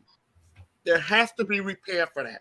And also, Miss Kimberly, Black American wealth it's still heading to zero. Over 20% of our families have a negative net worth. So the Child Tax Credit, Affordable Health Care Act, they've done nothing to stop us from heading economically to a point of no return. While all these other groups' wealth is going up, up, up, our wealth has gone down. We've had 14 million of the 15 million acres our parents and grandparents and great-grandparents want us to have stolen. Not one parcel has been returned to us, and not one penny has been added to our wealth. So while you're sitting there worried about intersectionality, we're in the middle of the intersection being ran over like roadkill. Go ahead, man. Here are the numbers. Black Americans have 0.5% of the wealth in this country. 0.5%. So that's including your Jay-Z's, your Oprah's, your all these other 0.5% of wealth. By the year 2053, the net worth of Black families is going to be zero. I think people don't understand what. So when we're saying we don't have people that are fighting to close the wealth gap, we're talking about, when I say transformative legislation, that's the kind of stuff I'm talking. I'm talking about, where are the land allotments? Where are these? Because with this CARES Act, $5 trillion upwards $5 trillion. Nobody had to do a study on how we gonna get this $5 trillion transferred upward. Nobody had to do a study about that. But when it comes to our people, did y'all ever get a chance? I think I referenced it or linked. I don't know if I linked it to you to you guys or not. I know I've had this conversation so many times, but have y'all had a chance to actually read the executive order on advancing racial equity and support for underserved communities through the federal government? I got to pull it up right here. Okay. So, no, I've read it, and it says absolutely nothing about repairing the specific damage done to Black Americans. I read Let me please finish. I wasn't bringing that up as an example of a reparation bill. It is not. I brought it up because it is under the umbrella of rooting out systemic racism in all of the agencies, the governmental agencies. That is the whole point of these executive orders, is to root out white supremacy out of the agencies, the federal government. That is, because a lot of what you just responded to me with, you conflated some things that I don't know if you think I was conflating them or what, but I was answering a specific question about what has the Democratic Party done since, going back with power and stuff that has been transformational in helping the Black community and American and poor people. So that is a different topic than so having healthcare access is different, which has increased among Black people. Now that's different from the quality of care once we get there. Now that goes into the medical association, the medical, that's a different, that's measuring different things, having the access to it and then getting the quality health. But both of those same things are still being addressed. That's where in public policy, as far as the quality of the healthcare, the Black maternal rate, the quality of the healthcare, after you have access to healthcare, why is it that those statistics exist within the system? So that's what the executive, and getting worse. That's what the executive orders was looking at in terms of, I need every agency head right now, since you've never done it before, per agency, I need every agency head right now to take a look at every agency in the federal government and report on how systemic racism has disaffected the Black community and other underserved communities. Now, and Biden can do that, and he has not. White supremacy, huh? And what? Biden can do that, and he has not. Like I said to Clyburn, no, excuse me, no. Like I said to Clyburn, no. They reported on it 6 months later, and then they just. What are you talking about? No, wait, let me finish. These executive I'm gonna let you finish, but that's not true. He has not done that, and I'm gonna tell you how. He did not do that, but he ordered through his executive order pen for every agency head in the federal government to analyze their departments, the agencies that they are in charge of, figure out how white supremacy and systemic racism has affected Black people and other. I mean, it's all in black and white. There So you go. You didn't say that last part. Black people and who? Black people and who? And other underserved communities. And that's the problem. Right. Again, you're missing my point, Miss Kimberly. Because it does say Black people. It does specifically when these you're missing my point. No, you're not. I get your point. No. Listen to me. I get your point that you realize that's a nothing executive agency. Nothing. Miss Kimberly, listen. Honey. Listen. No, listen real quick. Okay. It is not other groups. You keep dismissing the whole thing about intersectionality. That's not what I'm saying. Because intersectionality is not what's going on here. It is not all other groups whose women are dying. I wish I could give you the amount of time I give you. It is not all other groups whose people are dying. It's not all other groups whose women are dying at a level that is higher than in nations like Mexico and the Philippines. That's Black American women. It is not all other groups who have lost 14 million of their 15 million acres of property. That was Black Americans. It is not all other groups. It is not all other groups. Racial equity. Go ahead, man. Hold up. But if we're using common sense, if we're just using common sense, do we really have to do a study to show how these agencies are racial? I mean, is it really worth an executive order to study how these agencies are? Not study, not just study. It's absolutely necessary. No, excuse me. If you want, first of all, we don't know this. But the reason he wrote the executive agency is because they already know the data. The reason the executive agency, the executive order was written is because they already know the stuff that's being done to us. Hold on. You want to talk about executive agency? Check this out. I said to Clyburn, I want y'all to go back to that video. I said to Clyburn that with a stroke of a pen, Joe Biden can bring back the Freedmen's Bureau that will specifically focus on Black Americans who are freemen, descendants of American slaves. You notice Clyburn did not challenge me on that because Clyburn knows Biden could do that. If Joe Biden is so for the people, and when he was really working with segregationists, why and he's taking his pen to write executive orders, tell me why Joe Biden has not taken that same pen and written an executive order to bring back the Freedmen's Bureau, which he can do right now in a matter of minutes. And that will focus completely and only on Black Americans, who are the only group that's going further to the bottom, that's getting more educated and yet getting more impoverished, while lives are getting shorter. Tell me why he will not write that executive order. The Freedmen's Bureau did research. Even the Freedmen's Bureau had to do research. Kimberly, wait a minute. Because he asked me a question, so I was trying to answer it, Jerome. Here's the thing. The Freedmen's Bill was executive order. I just want to say that real quick. The original one was executive. Here's the main thing. What we do know, this is a fact. The government has constantly proven they don't give a fuck about us. Let's just put that out there. That's first and foremost. Second, what I want to focus on moving forward for the rest of the show is helping to get him elected. Because bottom line is having this conversation means nothing. It means absolutely nothing. The reason why it means nothing is because there's nobody in government that has our voice and our best interests at heart. None of them. This is a fact. We already know this. So my objective is let's get this brother elected so the process can start. Now, my question for you is this: how many colleges are in Clyburn's district? HBCUs are the ones of which I've really been focusing. I don't know the total number, but HBCUs, I am fortunate enough to have 6 of the 8.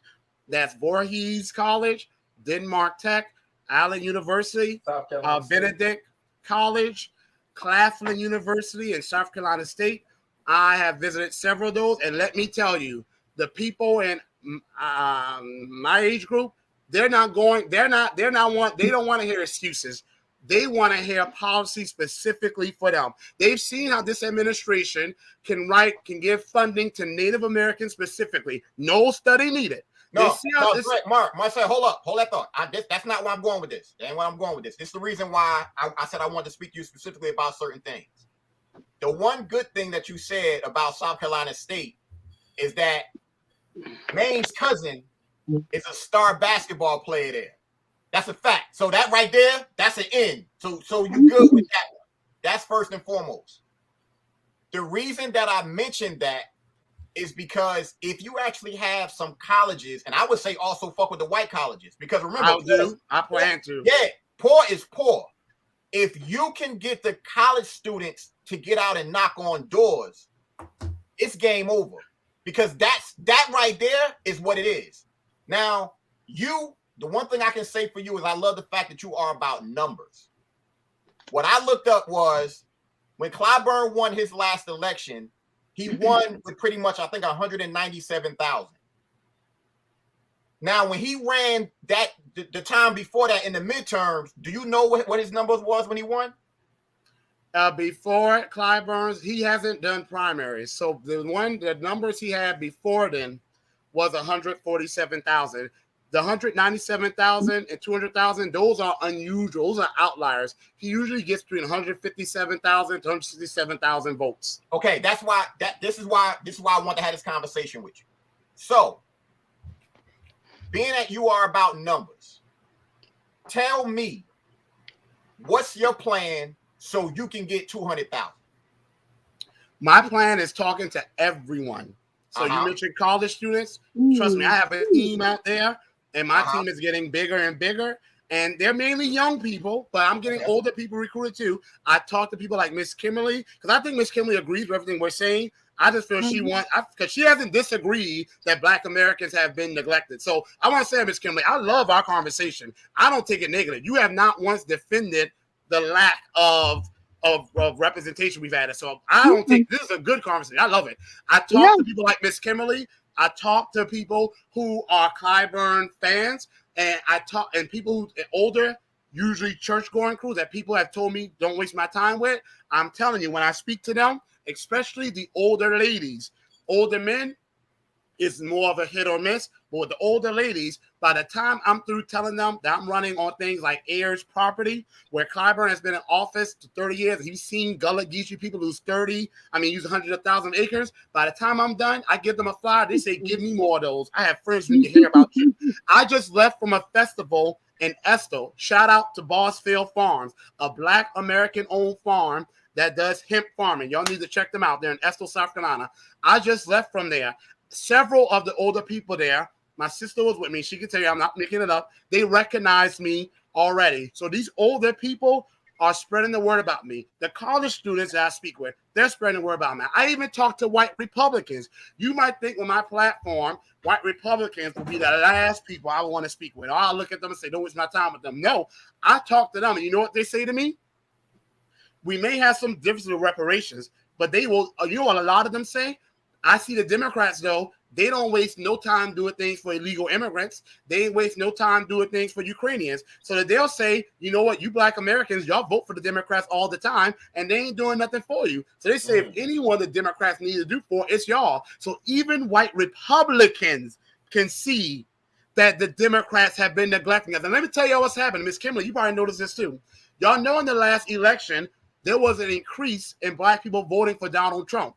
Do you know why? Because some of us are so angry and furious with the Democratic Party that we are just voting for Republicans saying it can't hurt at all. I am hearing that more and more when I talk to people. Some of them give the middle finger to both parties. Some of them are saying, you know what? I'm voting Republican from here on out because the Democrats don't care. Now, here's what I say.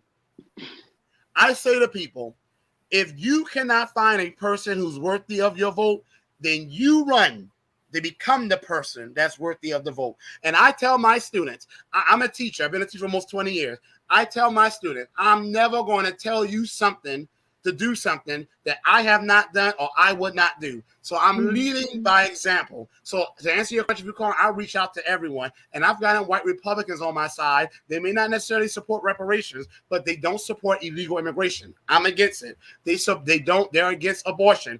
I feel that we've lost 20 million beautiful black children. Most black women who have had an abortion say it's because of poverty. They want to keep their kids. I feel that we should do something so that we don't have to have our women aborting their kids because of poverty. And they want to bring a child into this world and be able to provide for them. They are against laws and regulations that will take guns from law-abiding citizens, as am I. So wait, are you against laws and regulations that take away a woman's right to choose? I am for substituting abortion with strong economic and family. No, but I'm talking about just on the right to choose. Hold on real quick. I want to finish answering Juan's question. So because the Republicans see that I am for protecting a beating heart, whether it's in the womb or out the womb, they see that I am for us having guns, especially Black Americans, because if any group in this nation needs to be well armed, it is us. And they see that I am against illegal immigration, and you do not reward someone who's committed a crime by giving them the thing that they should have obeyed the law to do. I have been getting support from them as well. So some people have asked me, why am I running as a Democrat? Well, here's why. One, I'm a Black American. I can run as whatever the hell I choose, but I don't have to explain nothing to anyone who asks me because I have my own mind why I'm doing this. But I also say to people, my great-grandparents, my grandparents, my parents, not say my mother, she doesn't get involved in politics, have all been voting Democrats for their entire life. And we have only fallen further to the bottom. This party owes my people. Now, I can't get what we're owed outside.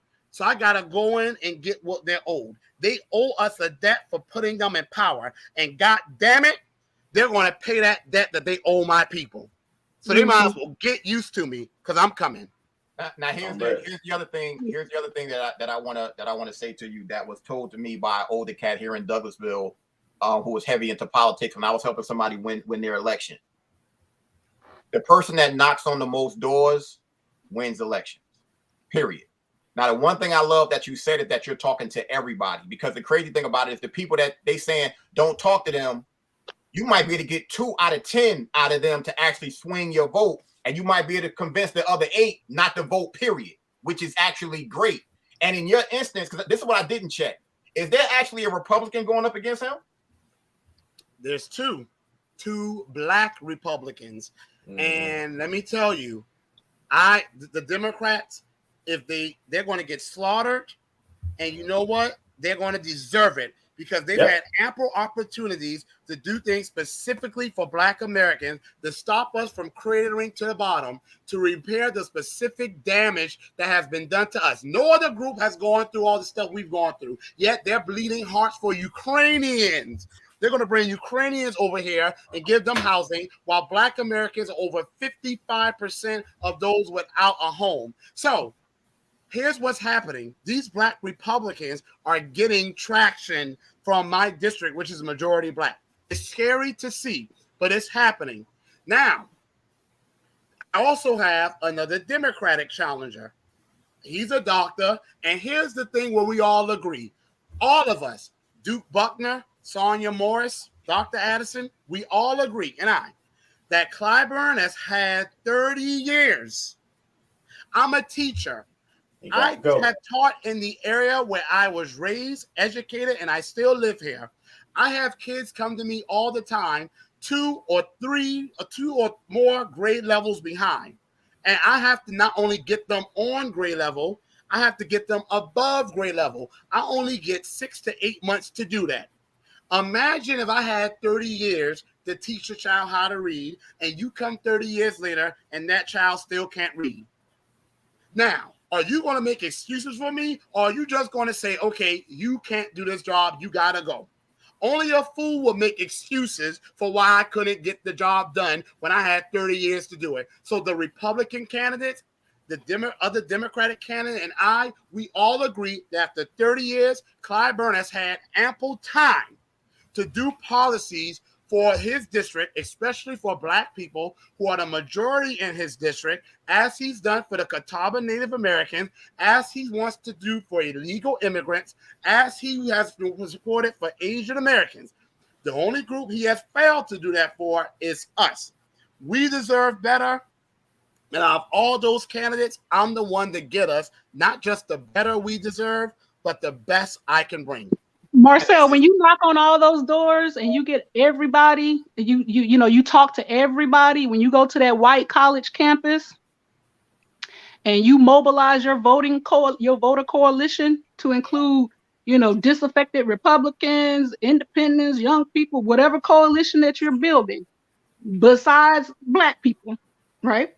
I stand my ground. Yes, I do. I have the same energy. Right. So when you get into office, those people have become your constituents. All those non-Black people, right? The ones that knocked on the doors for you and helped you get into office, right? So when that student loan bill, for example, let's just pick any kind of topic that will also benefit young people, and it may benefit gay people, it may benefit white people. Ms. Kimberly, I already know what you're going to say. But it also benefits Black people. So, Ms. Kimberly, you're going to vote for it, right? You've taken what I've said and you reversed it into something I didn't say. So let me make something very clear. So first of all, I'm going to say two things. One, you are addressing the thing you're saying that I might do is what has been done to people who look like you and I. Hold on. Nope. This is something that and let me tell you, the same Marcel you get here, this is exact. And you can ask people who have been on the streets with me. I am just like this when I'm in front of a white Republican or when I'm in front of a woman who's old enough to be my great grandmother. I bring the same energy because it's all about education. Let me say this. You talk about me not supporting bills because they might help other groups that are not freedmen. Because when we say Black Americans, I need to be specific on which Black Americans I'm talking about. I'm talking about descendants of people who were enslaved by the American government. Okay, I'm not talking about all Black immigrants. When we have had bills done that were supposed to help everyone, the only group they didn't help was us. So if anyone should be having the concern, it should be us. We should be worried about whatever these other bills come across someone's desk. Are they going to benefit us? Because historically speaking, these bills that were supposed to benefit everyone end up benefiting everyone except us. Now, second of all, though, Miss Kimberly, what I do, I'm a teacher. I educate.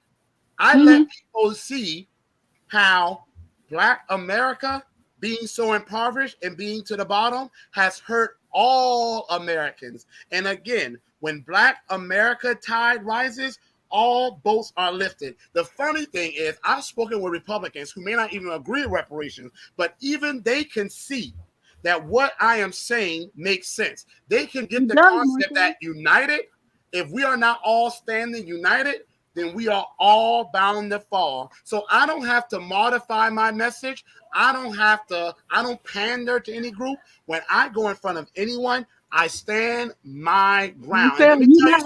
You're not answering the point the question that I'm trying to get to. The point, I understand all of that. I'm talking about, I'm going back to the original thing of effectiveness. So you got your voter coalition to get into office. It included other people besides Black people. It has to, because you're a numbers man. So you understand that. It has to include. You also understand that when you help Black people, we help everybody, right? We know that that's the outcome, but what you seem to have a problem with, correct me if I'm wrong, we know that the outcome is that everybody is lifted when you help Black people, but you seem to have a problem with if the legislation in the beginning rises the tides of other marginalized people as well. Because what I asked you was, if a bill after you get into office, and the bill for student loan forgiveness or whatever the case, comes up, it has a direct, that topic, as you mentioned before, that topic in and of itself, housing, we can go on and whatever it is, it has a direct impact on the Black community. Mm-hmm. We are not the only ones, though, that those issues, that most of these issues, every issue with the exception of reparations, every single other issue affects more than just Black people. Not in the same way. I'm not saying that. What I'm saying is, though, the solution, if it affects more than just us, if it also affects young people, say for the student loan forgiveness, if the solution then includes not just us, it does include us, but because if it includes other people as well, are you going, who it directly impacts, are you going to reject that bill just because it is not the one, it doesn't focus solely on Black people? Like I said, the only issue in America that only affects Black people, descendants of slaves, is reparations. Aside from a bill like that, every other topic is going to have a disparate impact on marginalized communities, and Black people, as a matter of fact, are not the only marginalized people in this country. So if a bill helps me as a Black woman with my Black issues, the stuff that's all on my Black agenda, item by item, that helps Black people, if that same bill happens to also impact my poor white neighbor that lives next door, not that we are in the same boat, but if the way that bill is written to help me, it also helps them, again, in other things other than reparations. And I say white, I'm talking about poor. The key word was poor as far as marginalized. Mm-hmm. I don't understand the mentality of saying fuck it. Just because it helps hold on. You answered that question for me already, didn't you not? No, I'm not talking about. I told you I was signing, and you said I'm just going to make sure though that my people are going to benefit from it, because what we have seen. Hold on, he said he was signing. I said that. I said it beginning. You went into something else. I never heard you on about this, and I keep telling you. I said I would sign it, but you said it for me, and I pointed to you. I said, you got it.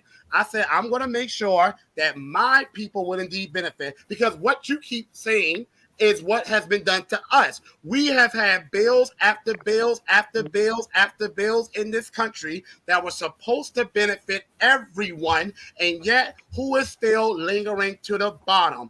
It is Black Americans. So, hold on. You keep talking about outside of reparations, the only issue that really everything else includes Black Americans. No, wrong, wrong.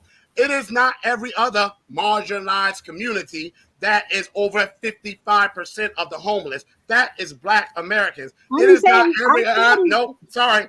It is, you keep saying the same thing. I gotta go back to making the same point. It is not every other group that has lost nearly all of their land by having it stolen. That was done to Black Americans. It is not every other group's children who is committing suicide at a point to where they are the highest. That is Black American. So to answer your question, I already said, yes, if a bill is going to help my people, definitely I'm going to sign it. But before I sign it, I'm going to be damn sure that it's going to indeed help my people. Because what I'm not going to do is get in office and get what we done seen. All these bills that were supposed to help everyone, and they end up helping everyone else. Let me give you an example. Affirmative action.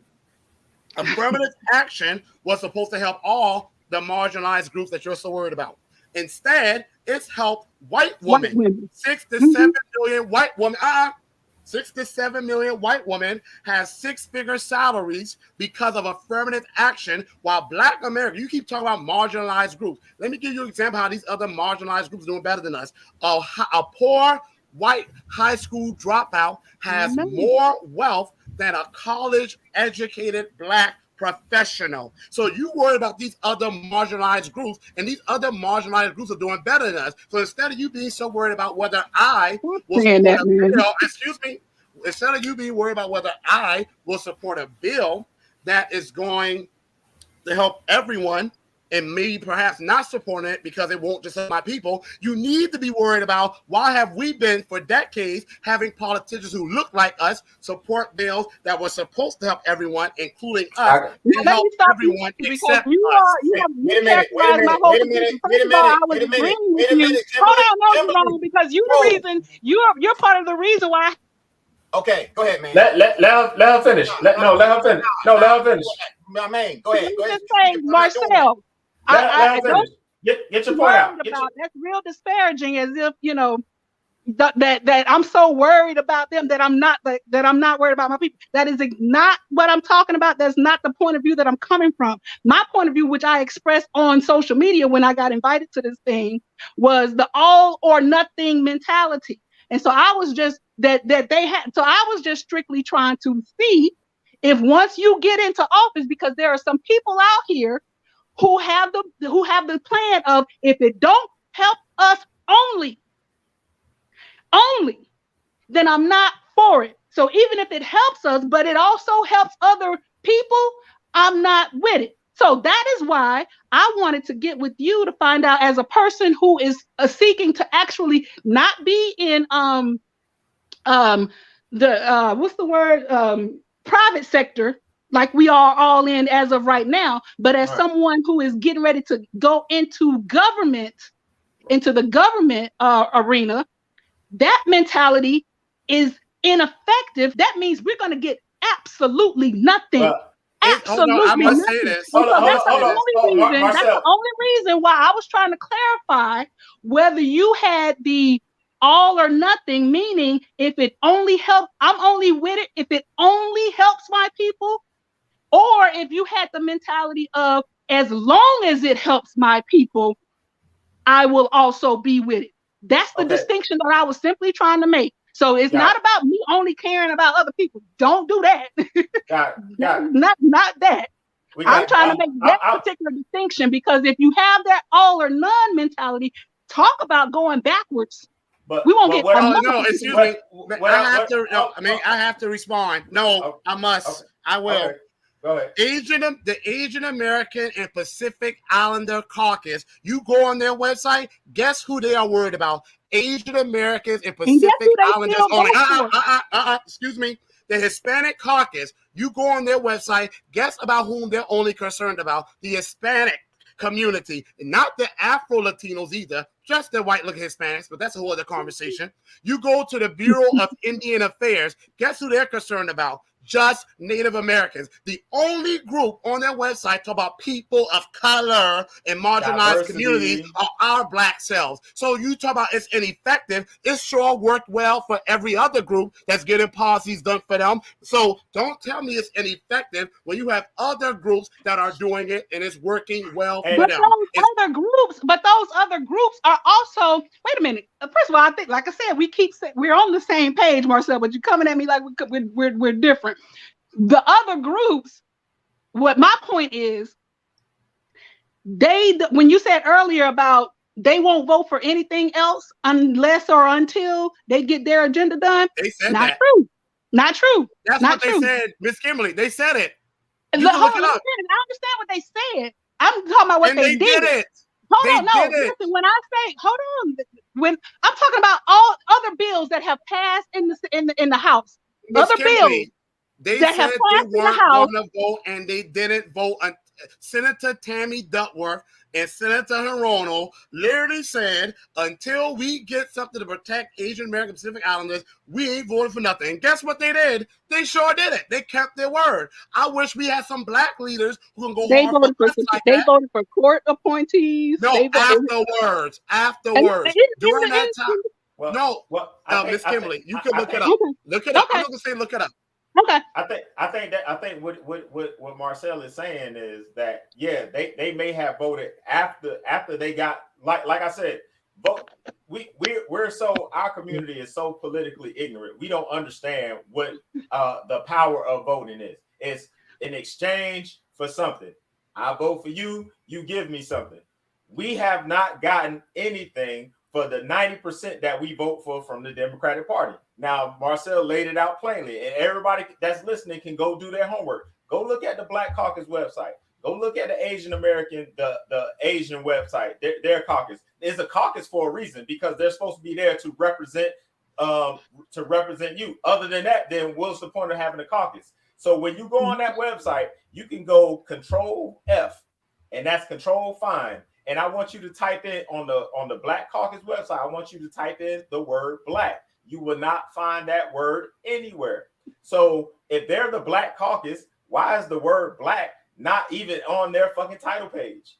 Not nothing in the summary or nothing. But when you go to the specific Islanders page, if you type in specific Islander, Asian, pops right up. Just like the just to bring something close that just happened, they signed the Emmett Till anti-lynching bill. Well, if the anti-lynching bill is supposed to have the face of supposed to be a black person, if you go look at that bill and you do a Control Find and you put black in there, you see nothing.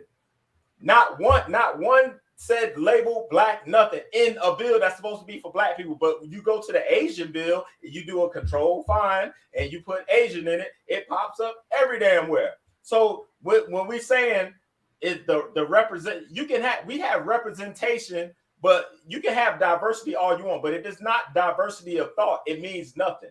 Mm-hmm. If we got all this diversity, we want to have LGBT in the government, we want to have white, we want to have Indian, we have it. But if it's all still under the guise of white supremacy, if that ideology that word, if it's under that guise, then it means absolutely nothing. Right. Miss Kimberly, just to clarify though, so yes, if a bill comes across my desk and it's something that will benefit other groups, but I see it will benefit my people, oh yes, I'm gonna sign it. But see, the reason you already answered my question for me, like you said at the beginning, I'm definitely gonna make sure my people are gonna benefit from it. So I think that's your main thing. So yes, definitely. That's my main thing, and the reason why that's why I get so concerned about the all or none is because of the fact that improving life for my people is my main concern, and so if it's like, right, you don't want to burn the whole house down. I don't want to be dropping dollars trying to pick up pennies. You understand what I'm saying? Like, you don't want to burn the whole house down if we have to live in it too. But now, Miss Kimberly, I will say this though: if it comes to a point though where my people are being neglected and they could do specific things for my people, you better believe the same way Senator Tammy Duckworth and Hirono stood their ground and they said we ain't doing it. Listen, you better believe I'm gonna do it. And let me just say it. And let me say this real quick. I'm running. You already know. Look, I've already gotten flack from the South Carolina Democratic Party hates me. The feeling is mutual. I hate them too. Let's be very clear. They've already been trying to give me a hard time, but the fact that they're trying to give me a hard time means they're threatened by me, and good. Yeah. They have every reason to be, because the days of neglecting my people, having us live in having the poorest district in South Carolina and the 6th poorest in the nation, and thinking my people are just going to accept that while other groups benefit, is over. So I want to say this. You might be wondering, I'm going to answer a question that you haven't asked, but it's a logical next question. How am I, as one person, supposed to get all this done? Well, one, I don't plan to be only person there. There are other reparationist candidates run, like Tamara Shealy Johnson of Georgia, running for U.S. Senate, William Somerville running for U.S. House in California. But I have already gone to town halls, political rallies. I've gone to group meetings, and I've challenged politicians to their face. Since December, my campaign, I really launched my website like early October. Since December 2021, I've had people donate probably more than $40,000 to me. And, this week, 15,000 have come in. So my message is catching on. A fire starts with a spark. My message is catching on. My street team went from just being 1-2 other people to now having over 60 people. And that's happened within the past few weeks. My message is catching on. I want to say something. If I can do this, being a nobody, I never intended to get in politics. It was not something I ever cared about. Most people want to get into politics. They want to buff up their resume. They want to join organizations. They may go in the military. I never cared about that stuff. I felt like being an award-winning teacher, where in a district where 25 to 30% of my kids are reading on grade level, my students will come out 70 to 80% reading on or above grade level. I felt that was my way of giving back. I was seeing too many of my kids still suffering the same poverty that their parents, my generation, their grandparents, great-grandparents had all suffered. I was not seeing our people progress. Yet I was seeing people come into our country illegally and within 6 months or a year having houses and buying property that our people had owned for centuries but could not afford to keep, only to see a person in the country illegally buy it. I said something had to be done. I start off with no momentum, no recognition, and I'm not saying I'm a household name now, but what I am saying is that I've been able to get my message to the point where my donations have exploded, my team has exploded. If I can do all of that with this little tiny platform, imagine what I'm going to do when I get to Congress and I have a national platform. I'm going to bring people like yourself, because I know you will stand with me. I'm going to bring people like Fuquan and Nain up to Congress with me. So it won't just be me. It's going to be all of us there. I'm not trying to be the special nigger in the room. Some of us get off on being, oh, I'm the only person up here doing this. No, Right. I want to be one of many quality people in the room. Another thing I'm going to do is something that we have failed as doing as a people. We have failed at holding our elected representatives accountable. So here's what I'm planning to do, Miss Kimberly. I was always told by a colleague, you have two ways to get things done. You have the feather and you have the hammer. The feather is what I'm always going to lead with. I'm always going to write legislation, and I'm always going to make it clear to everyone how it's going to help their constituents as well. But if you are a Democrat or a Republican, but more likely it's going to be a Democrat, if you are a Democrat, meaning more than likely you are in a district, a lot of them are, where a significant percentage of the voting base is black or the majority is black, you are going to be obligated to sign on to legislation that's going to specifically help our people. If they don't, I am going to hop on a plane, because I've been doing it with my car. I'm going to hop on a plane, I'm going to take an Uber, and I'm going to go right to their constituents, and I'm going to say, we may think we got it going on, Black Americans. We've lost our land. We have no wealth. We have the lowest income. We have the shortest lives, blah, blah, blah, blah, blah. You know all this. I don't need to tell you. I'm going to say this is how we're living. You may feel we're doing good, but this is the data. This is what could be done about it. This is the legislation I'm trying to write to address it. This is your representative, because you will not be surprised. I know you talk to people who a lot of times we don't even know who our representatives are. This is your representative, and they will not support me. Ask them why. We have failed to hold our politicians accountable. I want to usher in the generation where Black Americans were showing up at their politicians' offices with pitchforks. That's a figurative statement, because Clyburn may take this script and say, oh, he's calling for violence. I'm ushering in accountability. So if I can get people, because Clyburn knows about me, he won't mention me because he knows he'll be helping me out if he does that. But trust me, his team, they are showing up. I ain't seen his team around here in all these years. Now I'm seeing more of his team than I've ever seen before. Something has them worried. I wonder what that might be. So my thing is this. If just little old me can get someone like Clyburn, who's the third most powerful politician right now in D.C. and probably the most powerful Black politician in America, if little old me with my little small platform can get his attention and get him to at least act like he wants to do something for us, imagine what I can do with a larger platform for our people. So pressure works, and it always starts with one person. The largest tree started with a small seed. Now, Marcel, being at Hbcus, do you have any type of contact with Kwame Brown? Okay. No, I do not. He's from the Sea Islands in the Geechee Gullah region of Georgia. Okay. So he's down in Brunswick, which is not far from me, but I don't know how to reach out to him. What I always tell people, if there's anyone you think will be of benefit for me to speak with, I speak to all people. I done been on conservative platforms. No, here's the reason why I asked you that, because I figured that when you start talking about the Geechee culture, he may have family where you are. So yeah, I'm sure. If he has family where you are, I have a way to get in contact with him, but I was working on that before the show started, but I think he changed his number. So what I'm going to do you know who Angela Stanton King is? Yes. Okay. I have a direct connect with her. Mm-hmm. So my objective is get you in contact with her, which will probably get you in contact with Kwame Brown. That way you can get those types of numbers in that group, because right about now, I've always learned that when it comes to social media, it's not easy to transform those, just your platform, to people actually going out to vote. Now, yes, it's a challenge. But I think the shift is, like you said, the younger people. So for you, I know you probably on every platform. You're probably on TikTok. You're probably on Twitter and all of that. First and foremost, if you haven't already gotten it, you need a hashtag against Clyburn. Clyburn has to go, something like that, and get that going. Make that shit pop.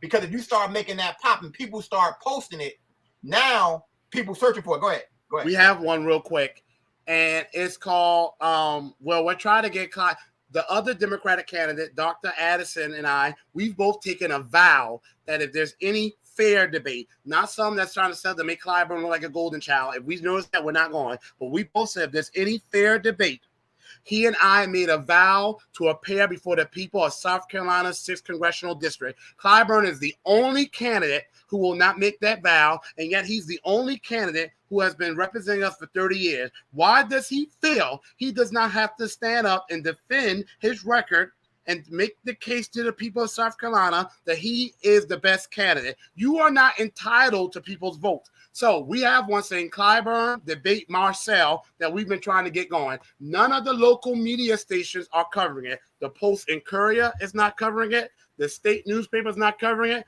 WTOC in Savannah is not covering it, because that's our market. WSAV Savannah is not covering it. We are trying to let the people know that Clyburn, he works for us. We don't work for him. So that's the hashtag we're trying to get going, to let them know that the other candidate and I, we vow to appear before a fair debate. Why is it Clyburn thinks he doesn't have to do the same? Because he's an established Democrat, and none of them do. Nancy Pelosi doesn't do it. None of them. They don't debate. We sent several emails to him. I've tweeted his campaign manager, not one response. This isn't for me. This is for the people of South Carolina District 6. I am not a seasoned politician. I'm just a regular teacher. I work 60 hours a week. I come home and then I work on my campaign. If anyone has more to lose by getting in front of an audience, unseasoned, inexperienced, it's me. You've been in this thing for 30 years. You know the ropes. So why would he be afraid? If your record is so good, he should be enthusiastic to get up in front of the people of South Carolina and say how good he's been. Why is Clyburn hiding? Where is Clyburn? Now, have you ever heard of Rashad Ritchie? Rashad? Have you ever heard of Rashad Ritchie? He's somebody here in Atlanta. I may have heard those young Turks. Those young Turks. I know the young Turks. So okay. He be with them. He be with them. He just recently, maybe within the past year, started rocking with the young Turks. They trash. I can get you. They are. I can get you in contact with them too, because like right now, you need that platform for people to see your face amongst us. So when I think about that, I think about Rashad Ritchie. I think about Angela Stan King, because she definitely has a following. I think about Dr. Boyce Watkins, because you need people to see like, yo, who is that cat? That's the move. Because one thing I can say, not my particular family, but most people have family in like South Carolina, North Carolina. So it's not. So if we reaching everybody and just like, yo, if you got people in this area, make sure they get out and vote for him. Go ahead. Let me tell you what happened just now. Okay, when I went to the planning festival in Hampton, South Carolina, as soon as I stepped out the car, 2 people recognized me from social media. But here's the kicker. These weren't young millennials or Generation Zers. These were older ladies. They were like, oh, my grandson texted me a picture of you saying vote for this guy. And the other person was like, oh, I saw an interview with you on, what was the platform? On Dana with the Data. So you are right. It's like everyone, it's like 6 degrees of South Carolina, North Carolina. Everyone seems to have some family member that's in one of the Carolinas. So I'm glad to see that there are people who are really even doing the work. It can be scary. You can't always rely on social media momentum to transfer to on the ground. But I just went to this festival and I told my sister, you see, I'm famous. I told you. I was joking, of course. But the fact is, this old lady went to me. It's like, oh, well, she's not that old. She wasn't old. She was like, oh, my nephew. It was her nephew, not her grandson. My nephew texted me a picture of you, and she recognized me because of the hat, because the same hat I have on is one of my flyers. So you're right, and I talk to everyone. I know Angela Stanton King is more of a Republican, I guess, but I talk to everyone because my attitude is, like Miss Kimberly was saying, I'm going to represent a diverse array of people. So I need to be able to speak with everyone. And I've gone on conservative platforms before. You can't even get Clyburn to come to, a debate and when he just has the finished record. I go to anyone who's willing to have a good faith discussion. So that's fine with me. What I'm saying is, I'm gonna make sure Maine will give you my number. Just text me and say it's Marcel, and we good. Because I always tell people, hands down, my network is your network. It's always, if I rock with you, that's a given. So I'm gonna do everything in my power to get you in contact with the right people, because it's just about the right person seeing who you are. Once they connect with you, then the movement can happen, because there are so many podcasts, there are so many platforms. That's why in my mind right now, I can't get what's the name out of my head. I can't get Kwame Brown out of my head. I can't, because on YouTube, he has 400,000 subscribers. He's the voice of the people right now. And I would say for you, make sure you subscribe to his channel. And when he goes live, go in his comments. He looks at that shit. He is serious about that. And if you can get on there, that's like a step. This is how we really can rock out, because this is the way that it's supposed to be. We're supposed to be helping each other out like this. And in my personal opinion, you need to take Clyburn out, and my man Mark Baker here in Atlanta need to take David Scott out. Like, the old guard has to go. It needs to be a new generation of people coming in, because if not, the same thing is going to keep happening, which is absolutely fucking nothing. That's my thing. After 2020, and I'm going to close with this, y'all. After 2020, we saw the mass momentum, and I hate to call it the Black Lives Matter movement, because that organization I am not a supporter of, but I do support the movement. And we just knew that things were going to change. We just knew that they were going to start addressing issues specific to Black Americans when we saw worldwide protests supposedly in support of us.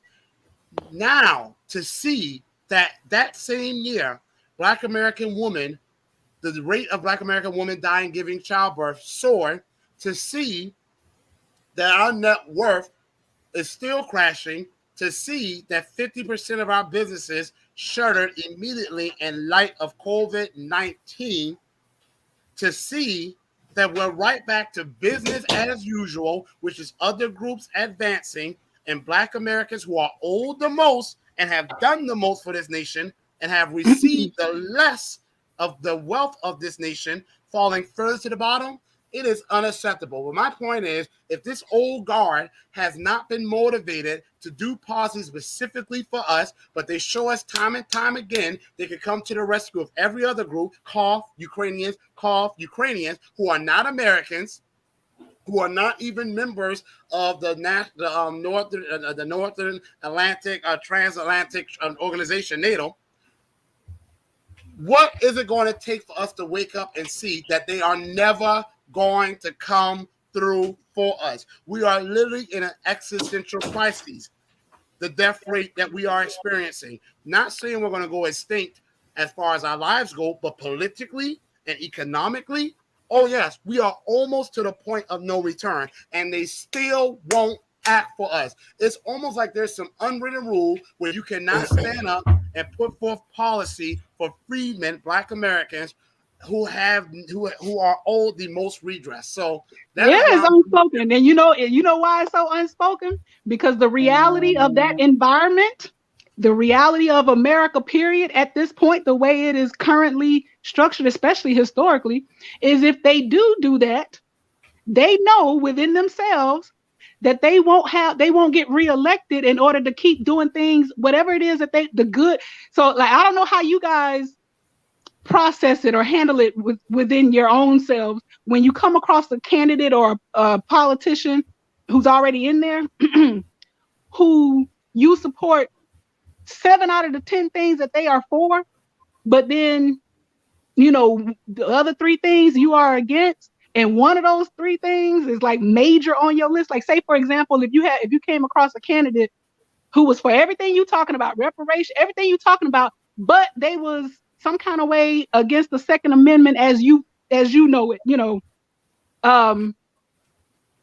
how would you struggle with that, or would you just be like, forget the Second Amendment, long as he with reparations? Well, see, that's a part of that's a part of the system that we have to break. We have to break that system of they're putting all these stuff in these bills. It needs to be these separated bills. They don't need to be I ain't talking about the bills. I'm talking about the candidate. I'm talking about the person, the candidate. I'm talking about when we get ready to vote these people in or out. When you take a look at the record, right. But I'm speaking to that system because of course, because that's how the system is set up. Because as a candidate, and they, like I said, they stuffing these bills with all kind of stuff, and it may be 3 or 4 things that you love, and it's for your constituents, but it's like 5 things in there that will probably hurt your constituents or not for what I mean. So it puts you in this. Do I choose my mama or do I choose my child? That's the kind of system. That's the kind of system. That's the kind of system that needs to be broken, and we need to get away from. Go ahead, Marcel. And I ain't talking about the bills. I think you're talking about the tricks that they put in as far as loading up the bills and stuff. I'm not talking about the bills. I'm talking about the platform of the candidate, of the individual. I'm talking about if the individuals say they are for this, for that, for this, for that. You have to prioritize what is most important. And for me, it is making sure that my people, when I say my people, my constituents are the people I represent. When I say my people, I'm going to say it unapologetically, like those Asian senators did, like the Hispanic caucus does. I'm talking about Black Americans, descendants of American slaves, known as freemen. I wanted to point out something real quick, y'all. And this could be my closing comment. There's a guy, Malcolm Nance. He gets on all these MSNBC news and all that stuff like that. This man is a veteran. He actually has gone into warfare on behalf of Ukrainians. I don't know if you saw. Yeah, it's embarrassing. Yeah, it's embarrassing. I know. Yeah. You see, Malcolm X once said something. When it's time to fight the white man's war, we're willing to shed blood. When our communities are being burnt to the ground, deprived of resources, burned, or we're being victims of police brutality, all of a sudden we don't got no blood to share. What I'm doing, and a lot of times, the fight that we're fighting nowadays may not even require bloodshed. Sometimes it just requires us to stand our ground. So here's what I'm going to do. If he could put on his gear and go over there and fight for Ukraine, which, by the way, is not a part of the North Atlantic Treaty Organization, then I can stand up and fight for my people. That's a symbol of what is always wrong with us. We're always fighting other people's battles. This time, I'm going to stand up and fight our battles. That's not fair. Malcolm Nance was on the front lines too. It ain't like he a politician. Malcolm Nance did his thing with Black Lives Matter. He's been on the front lines of that too. I think we'll kind of land the show. I mean, it was a great show. I want to play this. Where's video. He fighting for reparations? So I don't want to know. I want to play this video for you. He's spoken on that as well. Speaking. You want to do what? I'm sorry. I didn't catch Speaking is not fighting for something. As much as he can do, look, he can talk. He's not in office. I really want people to pay attention to. He's in Ukraine and not here fighting for his brothers and sisters being killed by police in officers. His realm. He's military. If there was a civil war going on, he needs to fight for us and being murdered by crooked police officers. So you want him to put on his gear, his military gear, and he's doing it for Ukrainians. He's doing it for Ukrainians. Oh gosh, he's doing it for Ukrainians. Come on now. Hey, I want everybody to be able to hear it because it's long. I like this clip here. You've seen this, Marcel? Yeah. And I think a lot of people need to understand and listen to what he said.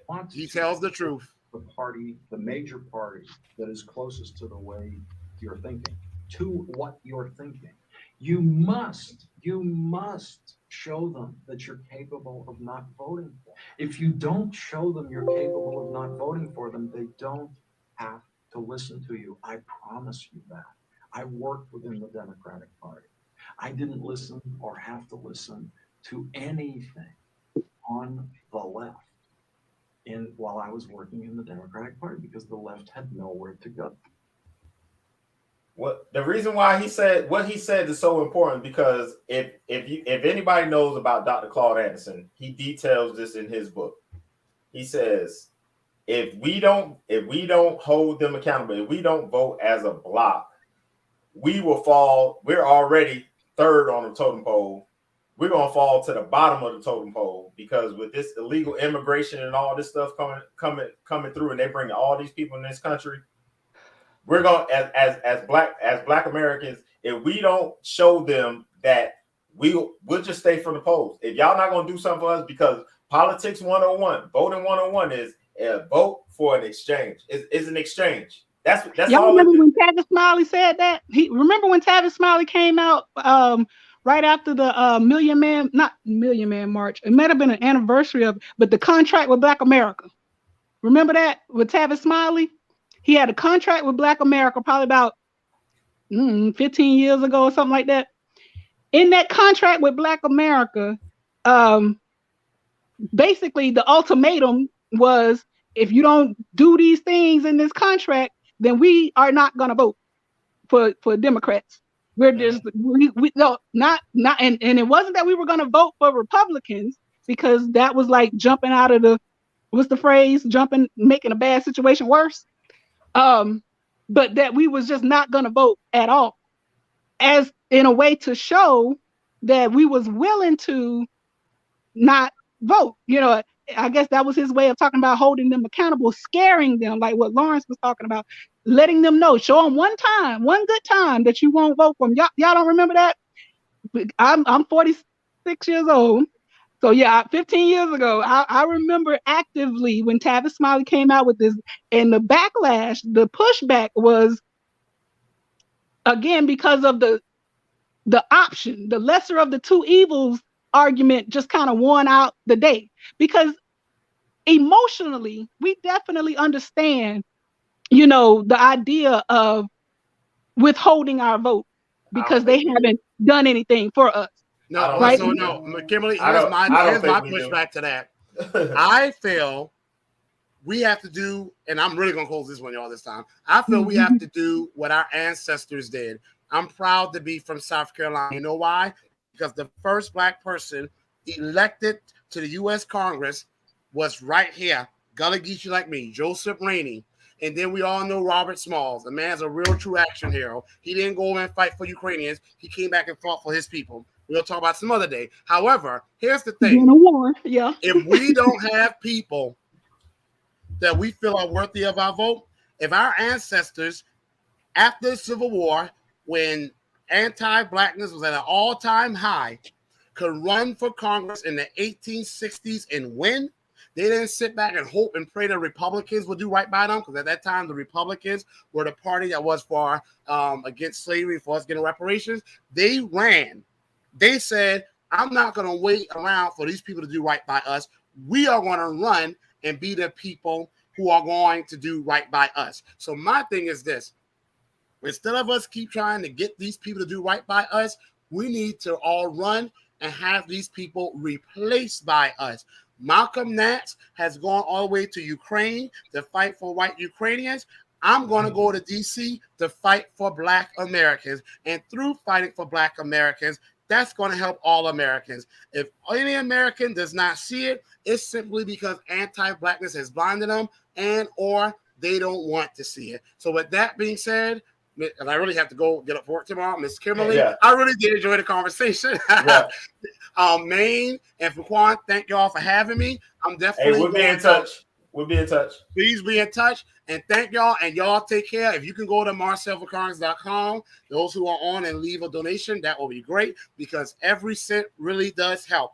Thank y'all so much. Y'all take care. Before you go, just so you know, you're welcome back anytime you want, bro. If you just hit us up, it's not a problem.